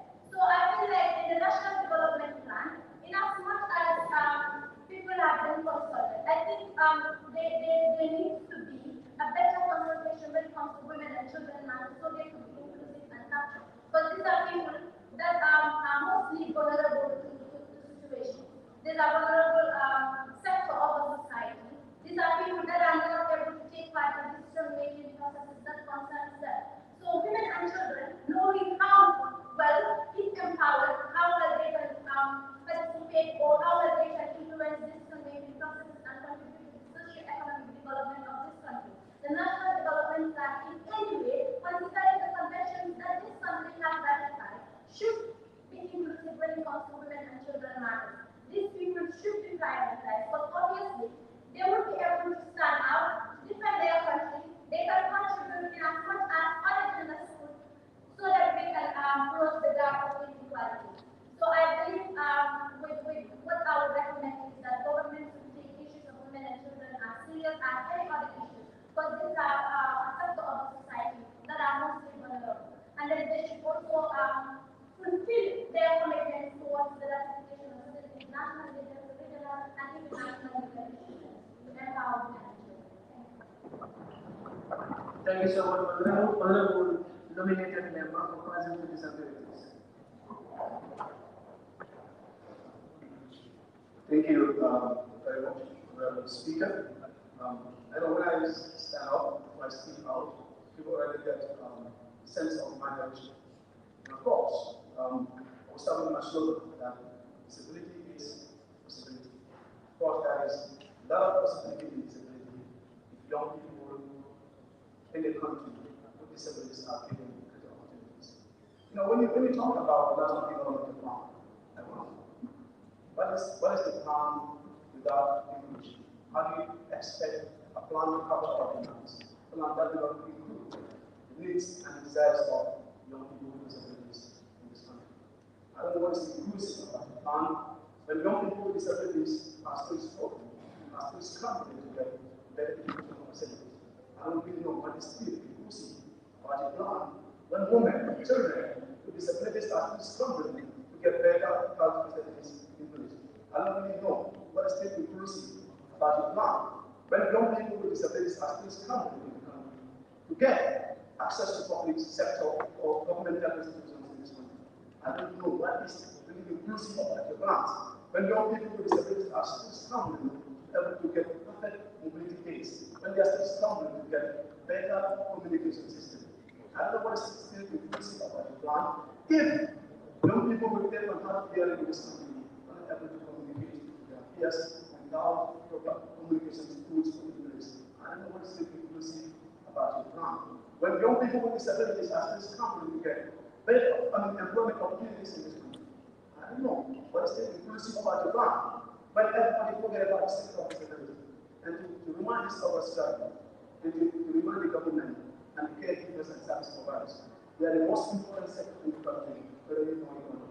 But before you get to understand what we can do, before you get able to understand and recognize the potential of young people with disabilities, before you get to understand how we get able to contribute towards national development, how to include us. But you don't have to use us as a subject of declaration, an object of or tool of trying to raise money. It's how to raise funds from the government level to private sector. A lot of young people organizations, a lot of governmental institutions are now using young people with disabilities to raise funding. During the pre-planning stages, we are never included, except when it comes to implementation of their activities. Now they bring us as beneficiaries. We don't want to serve as beneficiaries of any project in this country. We want to serve as the leaders of any development project that is coming for young people of this country. This is not good. Like I said always, our country will never be beautiful. This country will never be productive. This country will never be considered as a democratic state. This country will never be considered as an inclusive state. When young people with disabilities are set aside because of their disability, we don't have to look at other disabilities to judge what we can really contribute. We have to look at what we can do. People have chance. And everybody can be part of this family. We don't pray for it. But let's take that. I will give you a statistic that I am able to manage myself. My research that I conducted in Uganda. Because of the civil war, the Uganda government are able to now employ about 47 people with disabilities. Because of the war, because most of the people that they employ are now living with disability because of the aggression. So please imagine, without war in Uganda, those people will never be employed. So we don't play much of the Gambia, but it is always important to lay a plan that will support people that are living with disabilities now, later, and in future. Because you can never tell. We don't have to advocate about disability only when we are considered as persons with disabilities. No, we want to see that, right? We want to see that our needs are considered in every development plan in this country. But that is not really happening. How many of us are struggling every day? How many of us get a better education? How many of us? How many of us want to go to school? How many of us? How many of us are even allowed to work in public offices? How many of us? How many of us are given the chance to contest during elections? How many of us are given the opportunity to take part in leadership in this country? What is inclusive about the plan? I don't know. I don't know what is really inclusive about the plan.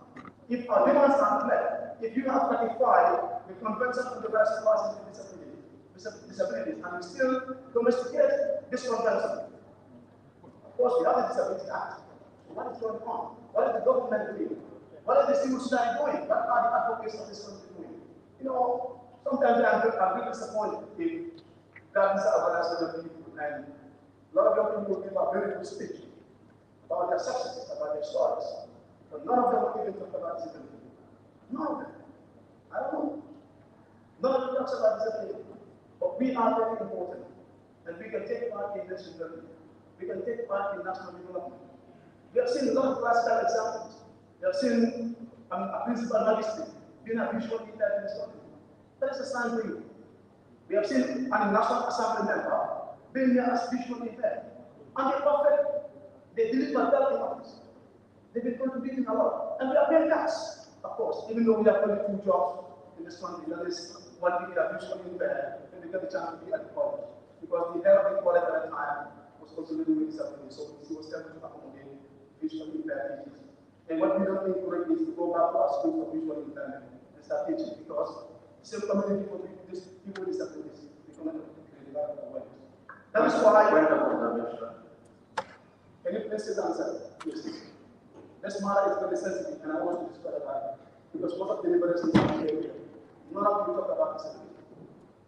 We tend to forget about it. But I'm sending a reminder that disability rights is dependent. Of course, I'm living by it. Who feels it knows it. Yeah? So we have to talk about it. So we are going to jobs in this country for people with disabilities. One is to be a beggar on streets. But how about if they don't want to be a beggar? Neither are people. But jobs are waiting us. Sometimes you wonder if you want to further up education class at 11. Education is an investment, of course. It's an investment plan. We don't expect you to pay that tuition fee because the government at no point is providing this for young people with disabilities that are high school graduates in preparation to higher education. We don't have it. But from our little money that we have to invest on ourselves. But after tertiary education, what we jobs are waiting us. That's not their job. So we have to look into that matter. We have to look into matters employing young people with disabilities. We don't want to be beneficiaries. We want to be benefactors. We want to be seen from there. We want to bring people to life. We want to show you how to get everything.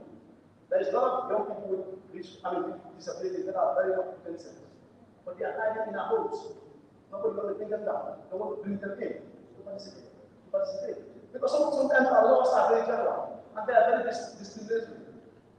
If you are providing for people with disabilities, if you want to care for us, it should be specific. You don't have to generalize any development and expect that it includes everybody. When you said, what are you, that's privilege society. This includes a lot of people. This includes a lot of people. Those with disabilities and those without disabilities. But disability matters to be specific in our every national agenda. Of course. And of course, we want to support a candidate with disability. And I've been saying this. Maybe someday I will get a chance to be the president of this nation. All my members of the cabinet will be with disabilities. Of course. All the members of my cabinet will be people with disabilities. Not to discriminate what I set up society, but to tell people how we can help them. If we can have people with disabilities as monks, as teachers, as health workers, what vision can we have in this country? It's not there. It is not there. So understand that any development that does not include us, it is not really for us. And you don't expect any implement to reflect on us. No, it's not going to work. Because you don't know Africans. You don't know what they're going through. You don't involve us. You only use us to make funding and implement your programs.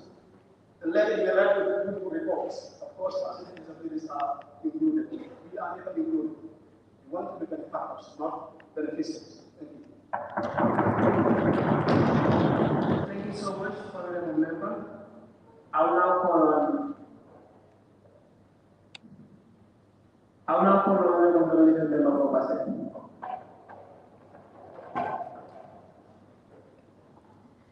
It is said that you can't go back where you from, but you can start where you are to change the ending of every story. I believe it's high time we start reminding the government that youth constitutes of more than half percentage of the population of the Gambia.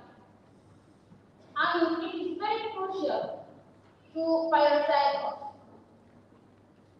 The National Development Plan is well designed. Everything has been well written.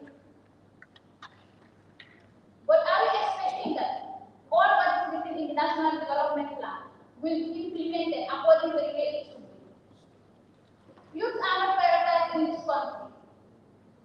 And we know that as youth, we are very crucial in every nation building and economic development.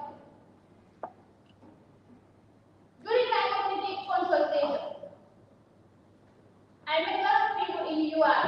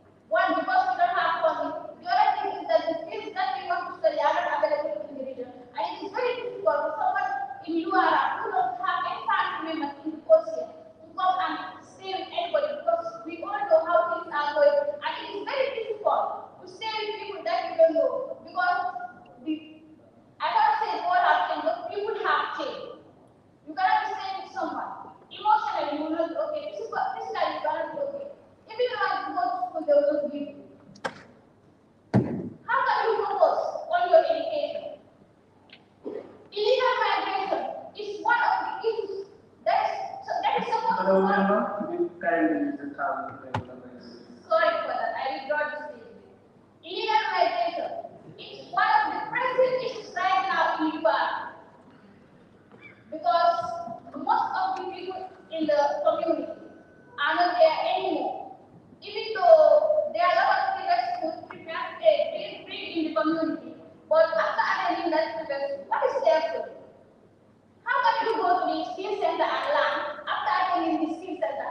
They don't give you any funding, they don't give you any staff. Even the little money that you have, it cannot benefit you with anything.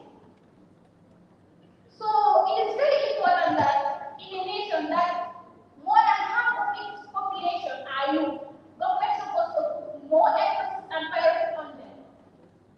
Because if half of the nation are left aside and all priorities are laid on other institutions or whatsoever, without putting us, the youth, into consideration. So what is the future of the nation if half of its population are not considered when making decisions or making plans for them? As I was just saying, we have to keep remembering, making the government to remember that youth constitute more than half of the percentage of this country. And coming to hospitals, medicines, or whatsoever, according to reports that were said yesterday, 1,000 women out of 100,000 women die every day during labor. What is that calling for honorable members? Looking at the situation, women are dying in other aspects, but talking about labor, 1,000 women die in every 100,000. Why is that happening? We need to question ourselves. We need to question the government. Why are people that not dying in other parts of the country? Maybe in other countries you have 70%, and in the Gambia here, 1,000 people are dying out of every 100,000. That calls for attention. Most of us are women here, and it is a very big concern for us. How many of us will say here, when I get married, I will be safe to get pregnant, deliver my child in a very safe manner? So let's consider ourselves. We are always talking, and we have been talking. So it's high time that we start calling for action, like Honorable Member Serakunda just mentioned. I think they said action speaks louder than words, but we are just talking, no action. And we have to find ways in which whatever we say here today in this fight comes and is implemented. Thank you. Thank you so much, Honorable Member. Honorable Member for Funi Bondali.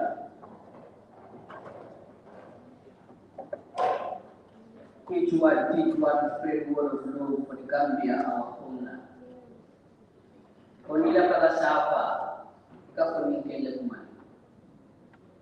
Ila pala kumano, sempre dogo sida, kaponi kele kuman. Nimman sala pala kara pala su, kaponi kele muklas. Kriya kate paya. But nimman sala pasida. Mansa kanya na kuning kela, mungka ma ako kuning kela, noy so siya. Back in 2016, the youth were in the forefront to chant for changes, but at the end of the day, it became a change, and it became a havoc for the youth of the nation. We are not considered. I was sitting here calculating, and the belief is the National Development Plan sometimes they design to impress the donors that we have, these are the things we have for the youth of the nation. These are the things we have for the children of the nation. And these are the things we have for the women of the nation. At the end of the day, they will not even consider that part. In anywhere you go to this country, that's a problem. At the end of the day, what we normally do is we will not even talk. We only sit down and be calculating whether we are going to pay the fee of $50,000 to pay. The reason why many young people are leaving this country is that they are injected in their system that this land is not for us as the young people of society. They inject this thought in us that for you to make it on earth, you have to leave this country. But sometimes I will sit down and say that even if they want to put us outside, we will stay. Because we have the belief that we can change this land. We can change this land differently. And it's sometimes sad in that if you are a youth, before being in power, you speak our language, telling us that when I go into power, this is what I'm going to do for you. But as you get in, you start to live a very vibrant life. You ignore us. Sometimes our calls are even ignored. That is the time they will start using private numbers so that we cannot call them. They are the only people that can get access to us. I will tell you, Vodafone, you have a very good vast land. But that vast land, the owners of the land will tell you that this land belongs to us. But that land, it is only their bed. I have to believe that if Minister of Agriculture has this collaborative understanding with the alcalos of the village, so, for the alcalo to give the Minister of, Agriculture a very, vast land, fencing, and do a very meaningful agriculture. When you said use, go back to the farm, it doesn't mean that, you will be there using it about the money. No. You have to mechanize it, put it into modern world so that we can feed it. Now, if you employ 100 youths in that garden, when they do their transplanting or whatsoever, the seeds will start coming up. If you want to employ those youths for them to leave that garden, they will not want because they have seen that the future has come and their siblings are germinating and it is a piece of future for them. That's high time. We tell everybody that the young people of this nation are losing hope. Even those who are doing skills here. I'm a graphic designer, I do a different skills. I'm a tailor too. But sometimes, what I'm going to tell you is, even us who are doing the skill work here, they have to believe that they will inculcate this in our minds that here is not a land of you. My brother live. At the end of the day, we will sell our materials, take the Bagwe. And Bagwe is a very rich land. For the government or for the national development plan or feed us and energize us and put us at the right time, on the right angle, they have to include us in implementation, in office job, in field work. The reason why most of the youths are engaging in whatsoever business they are doing inside the society so that they will have fast money. Fast money is sometimes even preferable than this office, this salary job, because what you are going to have in fast money is more ideal than what you are going to have in the payment at the end of the day. And my belief is government should make plans and ways to put us, energize us, encourage us, motivate us, and tell us that not that you are the youth of tomorrow, no, we are good youth of today and tomorrow. This is my take, and thank you very much. Thank you very much, Honorable. Honorable Member for Commons.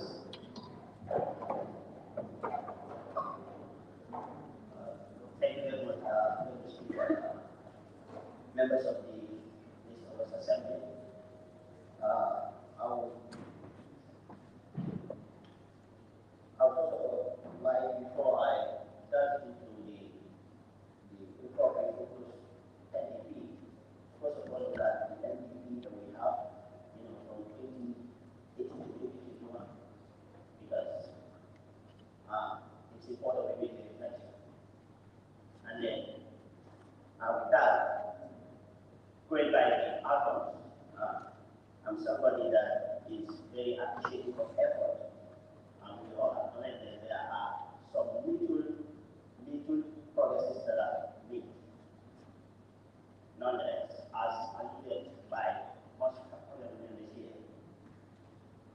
clarify the existing realities that are sparking the level of frustration within the youth report. One would have no choice but to question whether there is any effort at all to better the lives of young people in this country. Since the youth businesses came into place, they say 5 years ago. And then migrants. Here, we do not have any excuse because young people of this country are waiting. And the excuse of funding is never enough. Economists will tell you that once our limited resources are limited.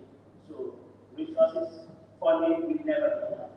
But the problem actually lies in prioritization of the welfare of young people, as the Honorable Deputy Speaker mentioned. The prioritization of young people is what is the mission.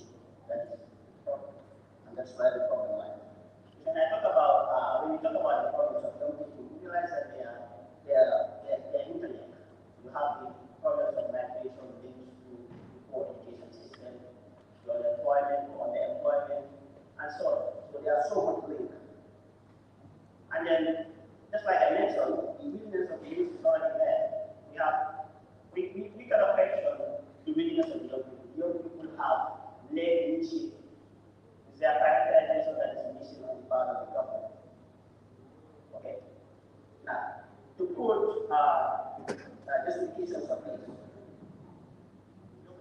if we look at the TEDx situations in this country, last week, honorable members stood here and talk about the establishment of TEDx institutions as one of the solutions to unemployment and regularization and life. And then the emphasis was not only the establishment, but establishment of standard TEDx institutions. If you look around the country, TEDx institutions that we have is lacking standard in so many aspects. And recent report from the institution I don't remember have set light to that. So that is a cause for concern. We will miss it going forward. We know we cannot really pass it. None can really reverse the sort. What has happened in NDP previous is already done. But it's about time we start seriously on it, and going forward we just don't have an NDP, so recovery focus NDP that is unified with good programs and all that, but we work towards making it a reality. So that's one. Now when we come to the issue of employment, I see the issue of employment, the urbanization, the real activity is going. And then you come to realize that some of these systems or some of the institutions that are set up to address these things are not dividend salary. I put an example for the customer. There is this system that is established there by the FAO, in partnership with the Fisheries Ministry for 4 years, about 4 years. And still, up to date, that fishery is not functioning. The machine is there, the entire structure is there, and the machine is gathering dust and rusting day by day, and as time goes on, I'm telling you, for you to operate that machine, it will require the maintenance costs that would even buy another machine for another constituency. And then this is a project that could facilitate the employment of more than 100 people for a start. That is just for a start. At least we all know the issues surrounding the skyrocketing prices of dealing with like this around. And this is a project that is there already, but because of lack of nothing is being done about it, and it is still there. Just to have the start capital for this project to grow, and then young people are employed with it. It's not done, and this is very simple. So the other thing, and most of them have already been that I need to go for all these things. But what I want to say to those in positions of power and influence is that every effort of development that is devoid of youth participation bound to fail. That should be at the back of our minds in every decision making, in every project, in every development effort that we make. And before I sit down, I will do just with a concern that I've had so long. The honorable member, the honorable member, the Senate Parliament talks about the marginalization and in the National Development Plan, the public focus, inclusion is mentioned. But the inclusion doesn't have responsibility in words. It has to be practiced, and this is where we come to this one. And one of the things that I've observed, most of them, have also been a witness to. A very disheartening situation was when I read that the national team of the Deaf Association were not able to participate in an international event that they have qualified in because of the lack of funding. This should not be accepted. Everybody should raise a concern on this. But so many people are qualified, and this is so unacceptable. Going forward, inclusion is captured there, letting the inclusion in practice just as it is inclusion on the pages. Thank you so much, Honorable Member. Honorable Member for Kiam West.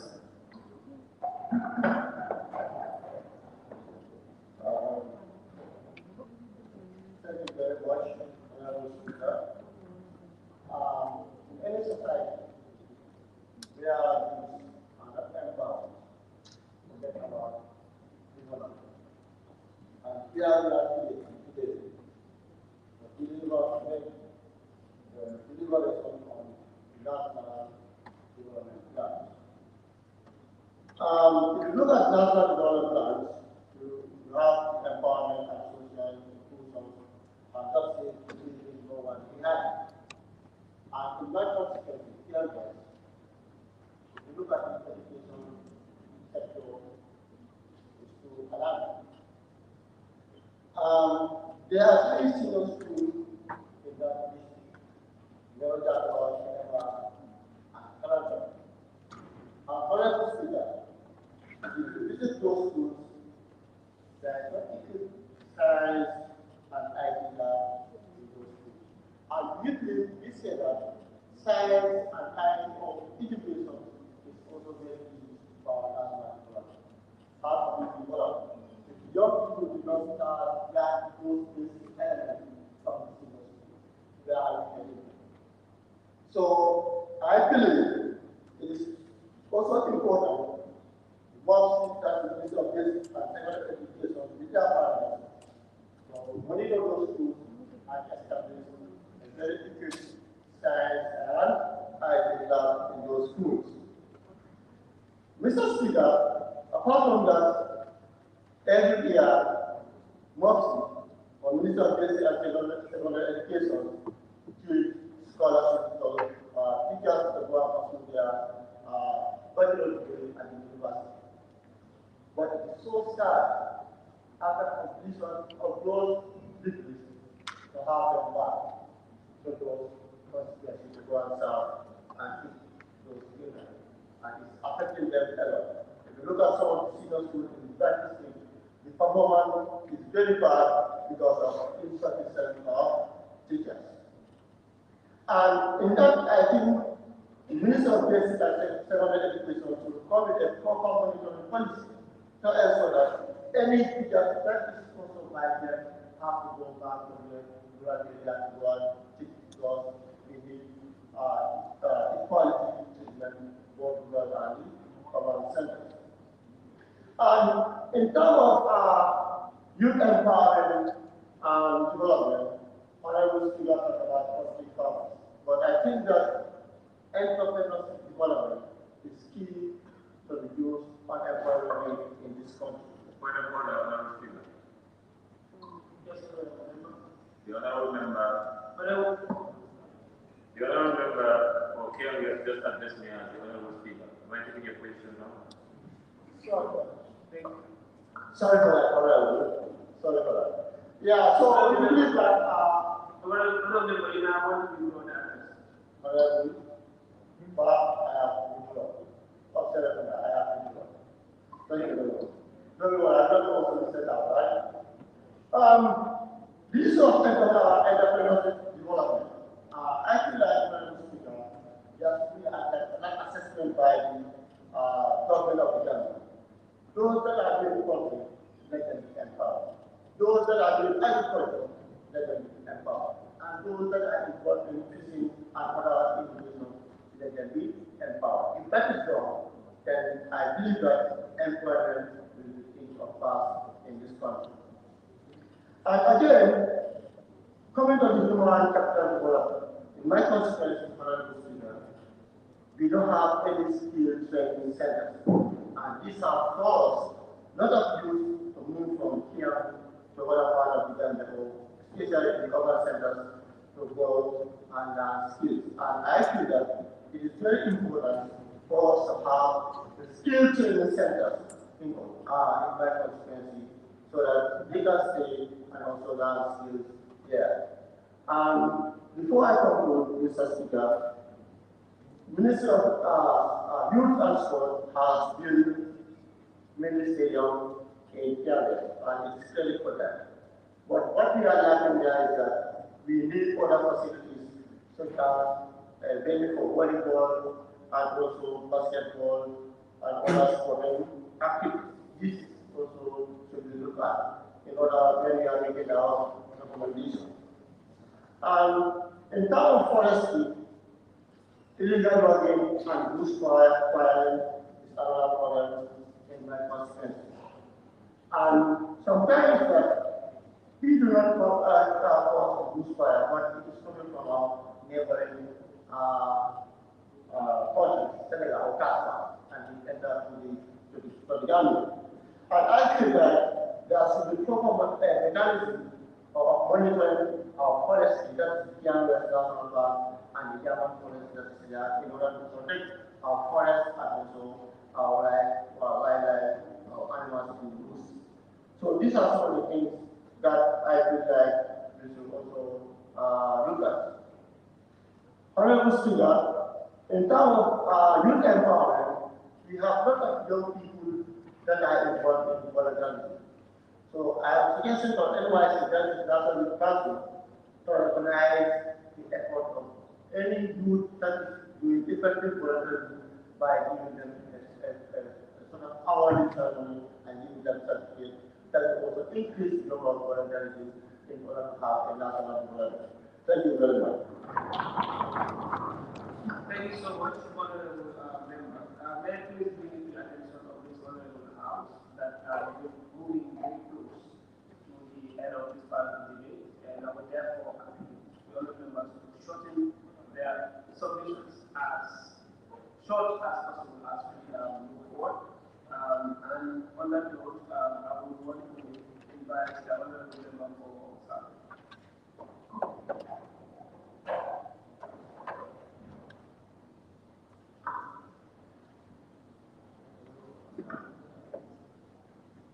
Honorable Member for Generals. Sorry, see if the topic was already set. Yes, please go ahead. Everyone, thank you very much, Madam Speaker, for giving me the floor. After I did my constituency consultation, my recommendation will go to the education sector in my constituency. I had the consultation, and where I invited a lot of our students at the school. I was so sad that we had students complaining about they don't have textbooks in schools. If students did not have textbooks in school, how can they learn? So it's a bit, I was so sad to hear that my students, our students didn't have textbooks. The other thing is, in my own constituency, especially Punjab village,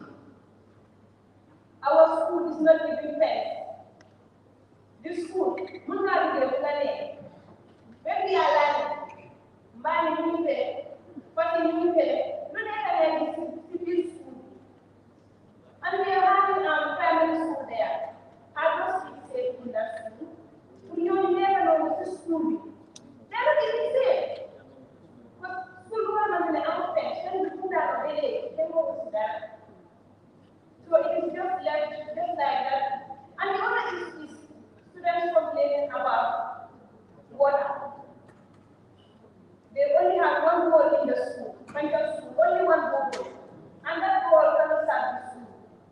The thing is, the entire village, popular name.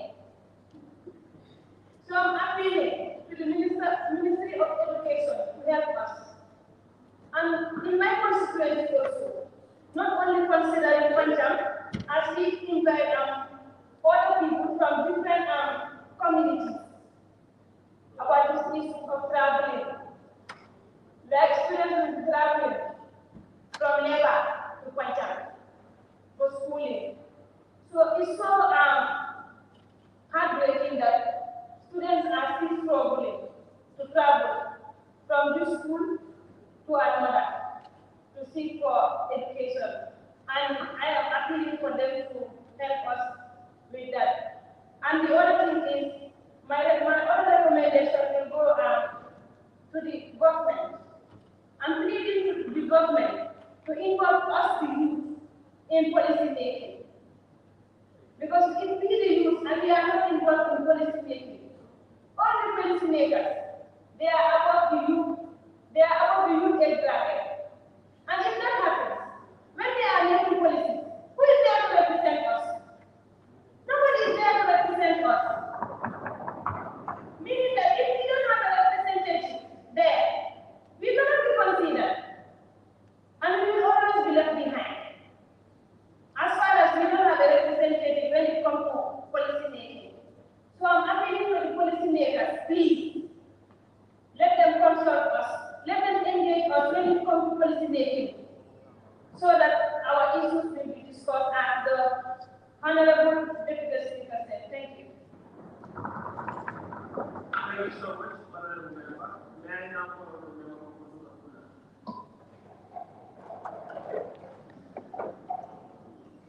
Honorable Speaker, first I am going to talk about, like everybody is saying, the government is not taking us seriously. The government is not taking the youth seriously.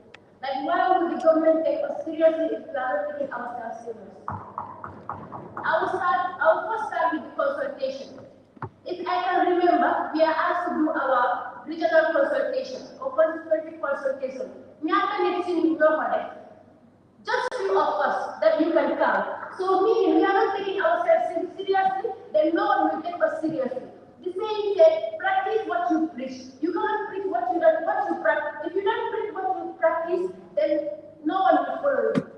So the other thing that I will talk about is about the educational sector. Like Honorable Speaker, as a young girl growing up and starting your schooling in nursery 1, up to grade 12, when at the end of grade 12, you know how you struggle during your last exam to pass the exam. When you pass exam, and with your good results now, you want to enroll in the University of the Gambia. You don't have anyone to pay for you. The payment for the university is expensive. It's very, very expensive. And not all of us can afford it. So it's better we use the private institution to further our education than using the University of the Gambia. Because now, the private institutions are much cheaper than the university. So the government needs to look into that. If we still want to continue with this payment in the university, this payment of money, this huge money, then it's something else. Most of us will be dropped out and we will not see any solution than using another way. So clearly, obviously I will go and do something else. And as far as I start my schooling from nursery 1 to grade 12, after grade 12 I don't have anyone to help me. Obviously, I will use the bad way or do any other thing, or even set drugs to be able to do what I want.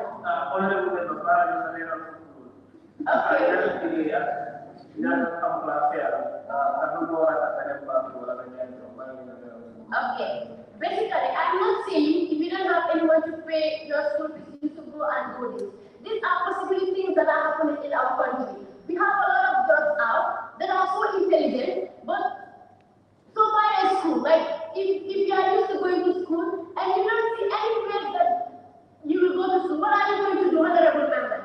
Obviously, find a solution, what about what private and hands? So it is. And the other thing is Honorable member, some of the leader. No more than leader, when you can Harris, Lam to us, one attack, but you know what I'm saying is these are possibilities. These are possibilities. Not having someone to pay your school fees doesn't mean that you should go and sell drugs. But these are possibilities. Because obviously, if I'm not going to school, I'm not doing anything, I will always go and find a way to get money. And that's the hard part. Honorable member, please, Mr. Right. I want to be very specific that if you find a way to get money, it should be the right way. Yeah, it should be the right way. But what I'm saying is these are possibilities that can happen.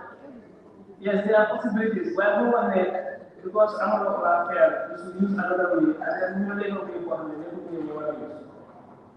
Yeah, what still these are possibilities? I'm not saying that if you don't have someone to pay us, you should go and sell drugs or do anything. But I am saying these are possibilities. If I'm sitting at home doing, not doing anything, if I say I want to get money, obviously I will. Final observation. It's not accepted. I want to continue with my explanation. Honorable member, that drug, what else is that?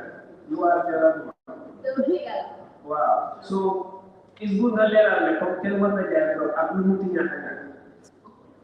That's what the diagram. What I am still saying.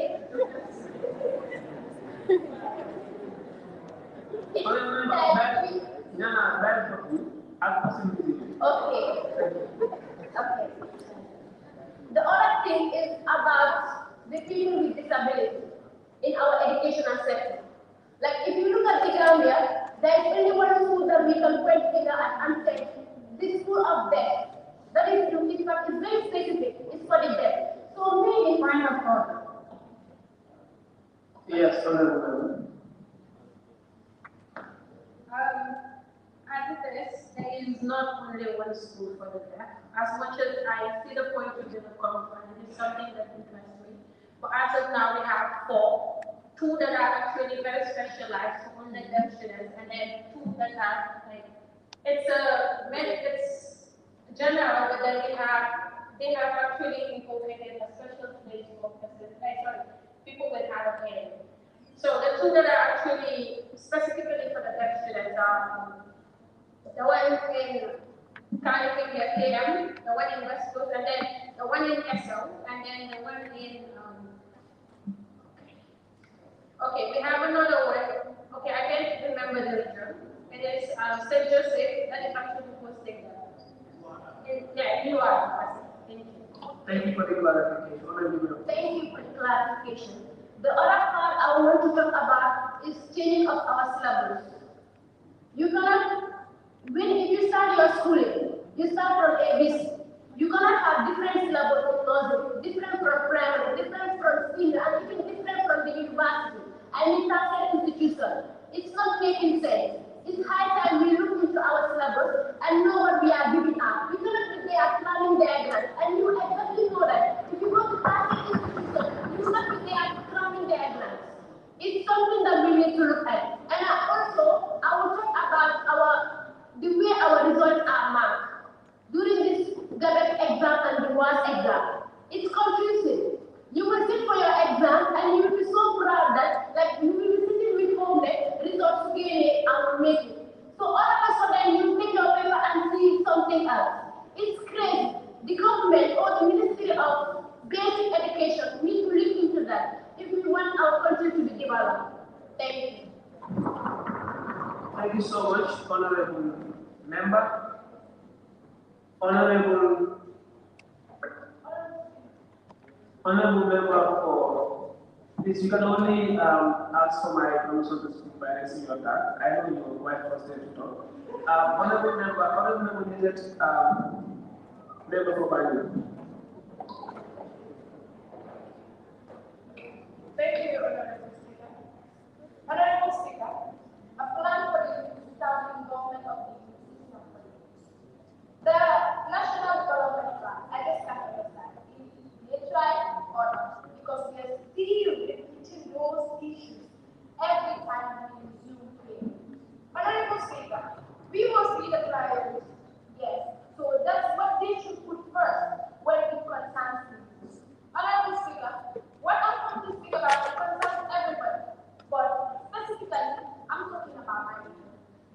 that are being closed just for business purposes. Honorable Speaker, I will give an example in Banjul. There's a school in Banjul called Muslim High School. It has been closed for business purposes. Outside. The ports are closed. The ports to everyone who have the connection with the school. I don't know if the government is involved or not, but they have just sold that school, and they know that it is beneficial for those who are crossing the fields to come to Banjul to further their education. Honorable Speaker, I am saying that we should definitely go behind the continue for low red line of work. Jërëjëf honorable member. I will take honorable member for Jarawis.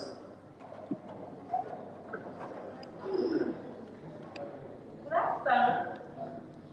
Honorable Speaker, I will not say much because I think what I'm going to say has been said already, but I want to delve into the issue of undergraduates, the university students that are graduating from the university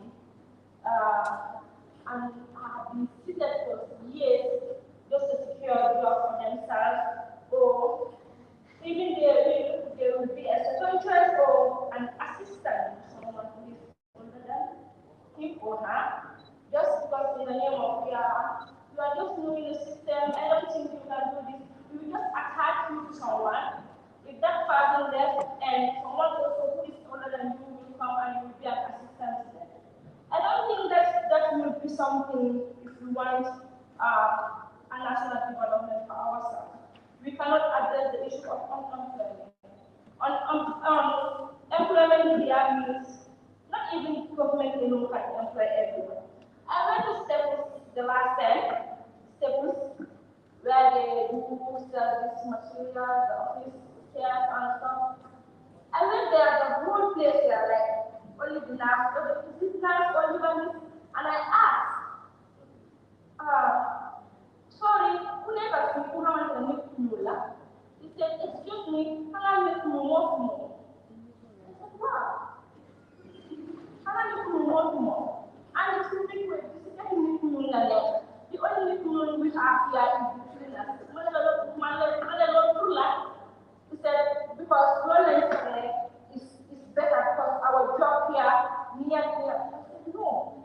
The government needs to have policies that need to address this issue. If anyone wants to operate in this country here, at least maximum of 10 Gambian youth have to be in the front. Like, we cannot be cleaners. No, we cannot be cleaners. Sorry, honorable member, I want to be sure. You want to say maximum or minimum? At least minimum. At least minimum should be 10. But the only people that we found there was the cleaners and the other stuff and the other mini or low position that we have. The check driver was a lad or Lebanese. The nurse. And it's we are just local. And those people, we negotiate with them. At least the government has a very good policy whereby this will guide us or guide them to at least employ some the Gambian people that are in that business sector, so that at least we can have employment for ourselves, and at the end of the day, we can use that to develop ourselves. You cannot just come and operate in our country and you say you will take your as cleaners. As what? And also, the security sector too. The government has to invest more in our security. And also, our music and movie industry. Our movie in Nigeria, the richest, I can say individual richest are the movie producers, movie actors, singers. They are developing. Because of that individual the development, the country is at least ahead. They are moving at least step by step, but you cannot just put everything in the government and say we are all hoping to get employment from the government, and at the end, it's not working. Maybe the salary will not favor us, or the job situation will not favor us. But if the government is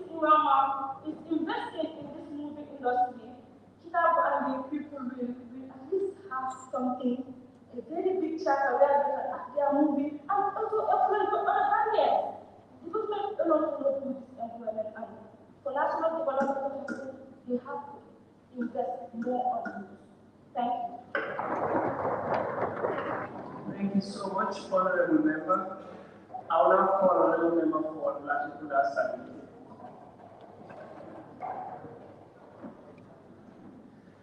Honorable Speaker, members of this August Assembly,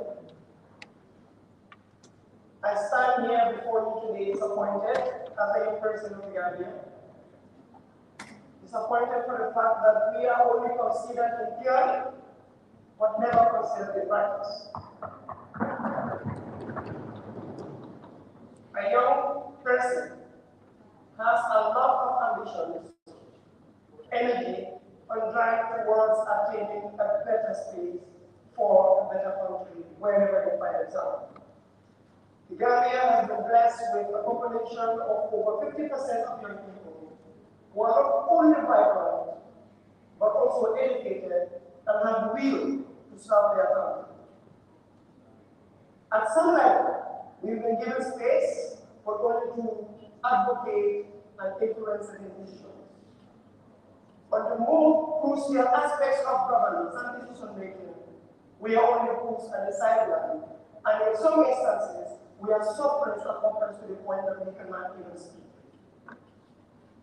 The democracy of a country is only effective if the young people are allowed to express themselves in a way that they feel that they have been governed, whether being wrong or right. Because that is the only way a government will be informed as to whether they are going through the right trajectory towards attaining a national development plan.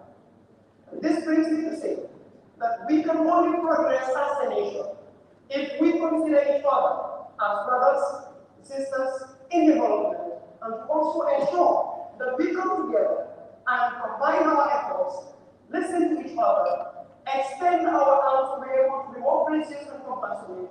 It is the only way that we will be able to convince the state or the actors in the state that we put at our representatives so that they will be able to hear us. But if we stand disunited as young people, it will be very difficult for us to influence policies, much more decisions that are being made on our behalf. As I was saying, to ensure that we have a more vibrant and productive nation towards the development that includes everybody, we as young people and actors that are representing our voices and our interests in various sectors of the government agencies and institutions, and of course the private sector, we need to ensure that we do not forget each other to as young people. I am saddened to feel that there was a time in the past that myself and some other honorable members of Calicut municipality, in commemoration of the International Youth Day, came together to be able to reach our brothers and sisters within the Gambia prisons. Because these are people that are always forgotten.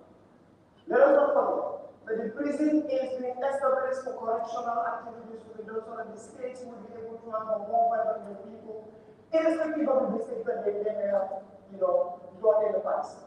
However, it is not a place that we want here to be, but it's a place that any of us can find ourselves due to circumstances.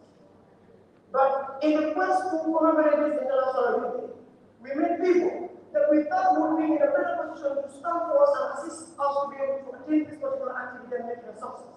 Only for us to meet nothing but a war of false generosity. And this is a very crucial thing that is disturbing our development as a state. People will give you commitment, give you high hopes, only in the last hour for them to come and say, we are sorry, we cannot do this. Or they will just stay mute and silence to ensure that your plan for what you want to do would fail. Honorable Speaker, please allow me to go. Honorable Speaker, it is in this country that we stood as young people and felt that we have been underrepresented. And then young people came together with the support of few other agencies and international organizations that we started the Not Too Young to Run initiative.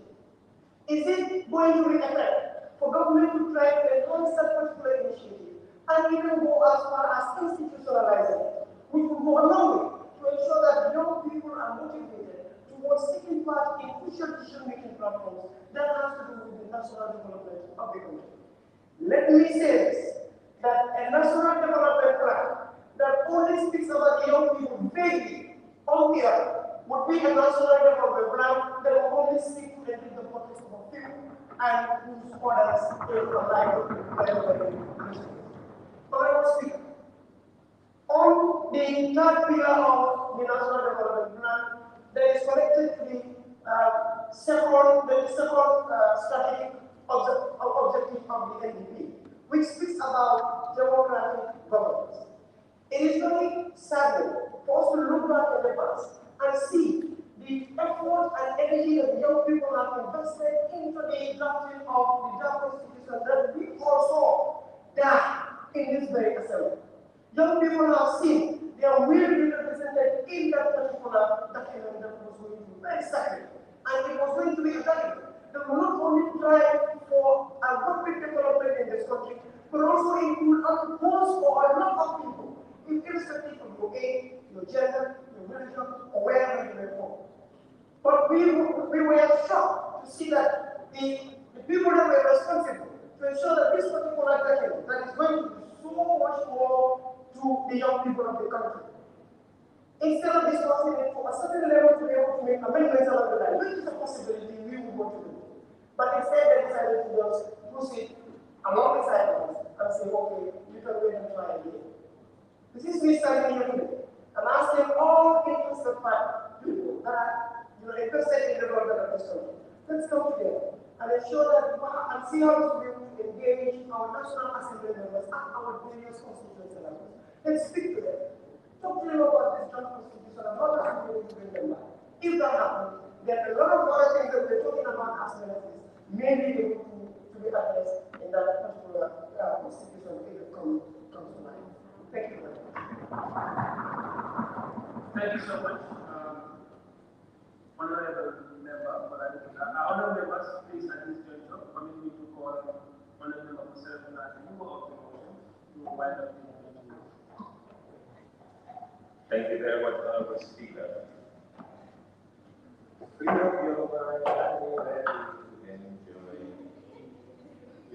Free up your mind, ladies and gentlemen. Honorable members, thank you very much. Honorable members, we have talked about the National Development Plan, which is a very crucial document when we look into the future of this country. And still we know, as I alluded at the beginning of this motion, that the money that is going to implement this National Development Plan is not coming from taxpayers' pocket only, because that cannot solve this problem. So now what are we to do as a country? We are a country that depends on tax and donors to fund our projects. And we are saying that since 1965 up to today, we can no longer depend on taxpayers' money and funders for donors to implement our projects. We all have said crucial things that are based on our respective constituencies. We all know and have delivered expectations. But as I alluded, today is not the day that we came and copy and paste statistics and talk about issues and show how eloquent we are in speaking. But I said in the beginning that today is the day of action. And from here up to the other motions that we are moving forward, I want each honorable member, when you stand, tell us what you have done from the last sitting up to now in implementation. And today, as I stand here, I believe solely that the creative industry is one of the gateways that can really contribute massively to the economic development of this country. And it seems like our government is not really giving the concentration and the focus that it needs. And it is the young people that are in that creative industry. I can fully remember fondly back in the 70s when the Super Eagle band was here, roaming the sub-region and the world at large. Having that power, by then we did not even see Senegal where it stands. And I can fully remember the stories that used to do. The king of Mbala today in the world was one time in this country to seek for development. And we had it in this country, and we did not take it serious. And we are saying, as youth of this country, that it is high time that we do not move talking. This is the time of action. Our people must be respected, must be given the opportunity that they deserve, and especially in the creative industry. Today, when you go to Nigeria, basketball is not having an office or institution place, but the man is a millionaire because he's a comedian and he's making good use of TikTok and YouTube. We have Barama here as a musician Body rules. You never know. But here, who does even go and subscribe? Subscribe. You really use the life in here. The one here said, I am a affair. Said, you use the layer, affair, who you use. Who you talk again? You can subscribe. You want to talk. Or it becomes a problem. So today, it's not about talking of eloquence, as said. And I'm not leaving this parliament this time around. Whoever comes here, talk about the actions that we have done. We are tired. Our youth in Senegal, when we went for consultation, they looked into my eyes and they told me that we are giving up in this country. You go in the street, they told you we are giving up. Me, myself, I have given up in the educational sector. That year, those that are in university that told me here. I'm in that year, if I was. I'm not graduating. I myself have established the best art institution in this country. Go and check the data. Should we be the ones that should have been establishing this institution?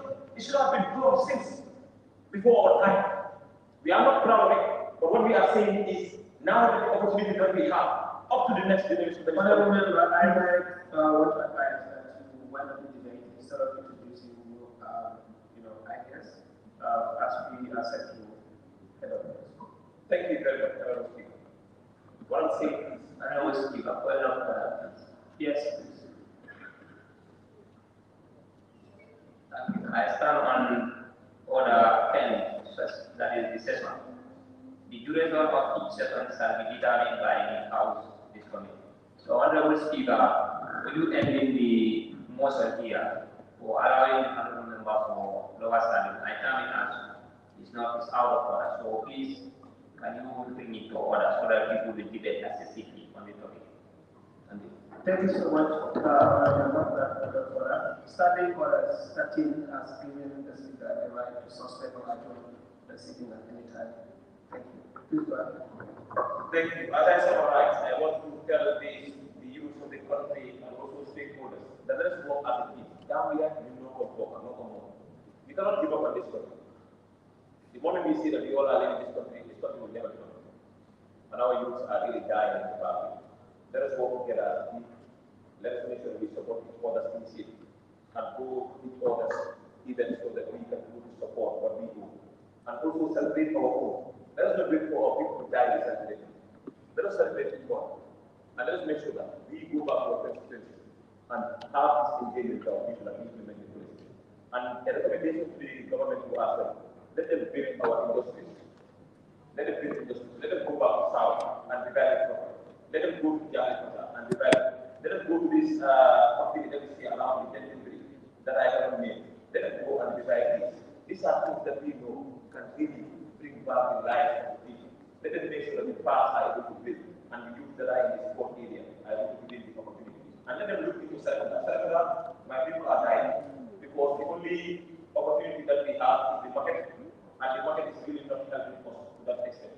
And our youth do not know what they do, and they are asking for it. They want the government and our leaders to tell us what do we do in Senegal so that we can make good use of it. Because our youth are giving up teenage pregnancy about Bari. Hale, they guy here too. You guys go. No, they don't. Thank you so much, Honorable Member. Honorable Members, I now put the question and has been moved and seconded that this Honorable Assembly do honor the resolution on the government to prioritize youth in all aspects of the public focus National Development Plan NDP 2023 to 2027. Those in favor, please say aye. Those in favor, please say no. The ayes have it. Therefore, Honorable Members, at this juncture, may I invoke Standing Order 30 to suspend the sitting and restart this room at 3:15 p.m.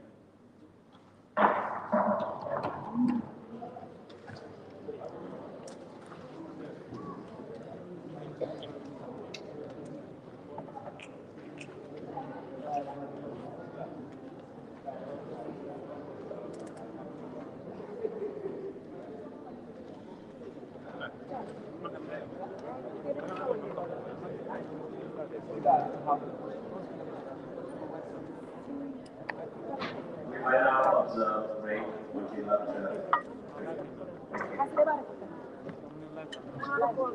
No, they were just no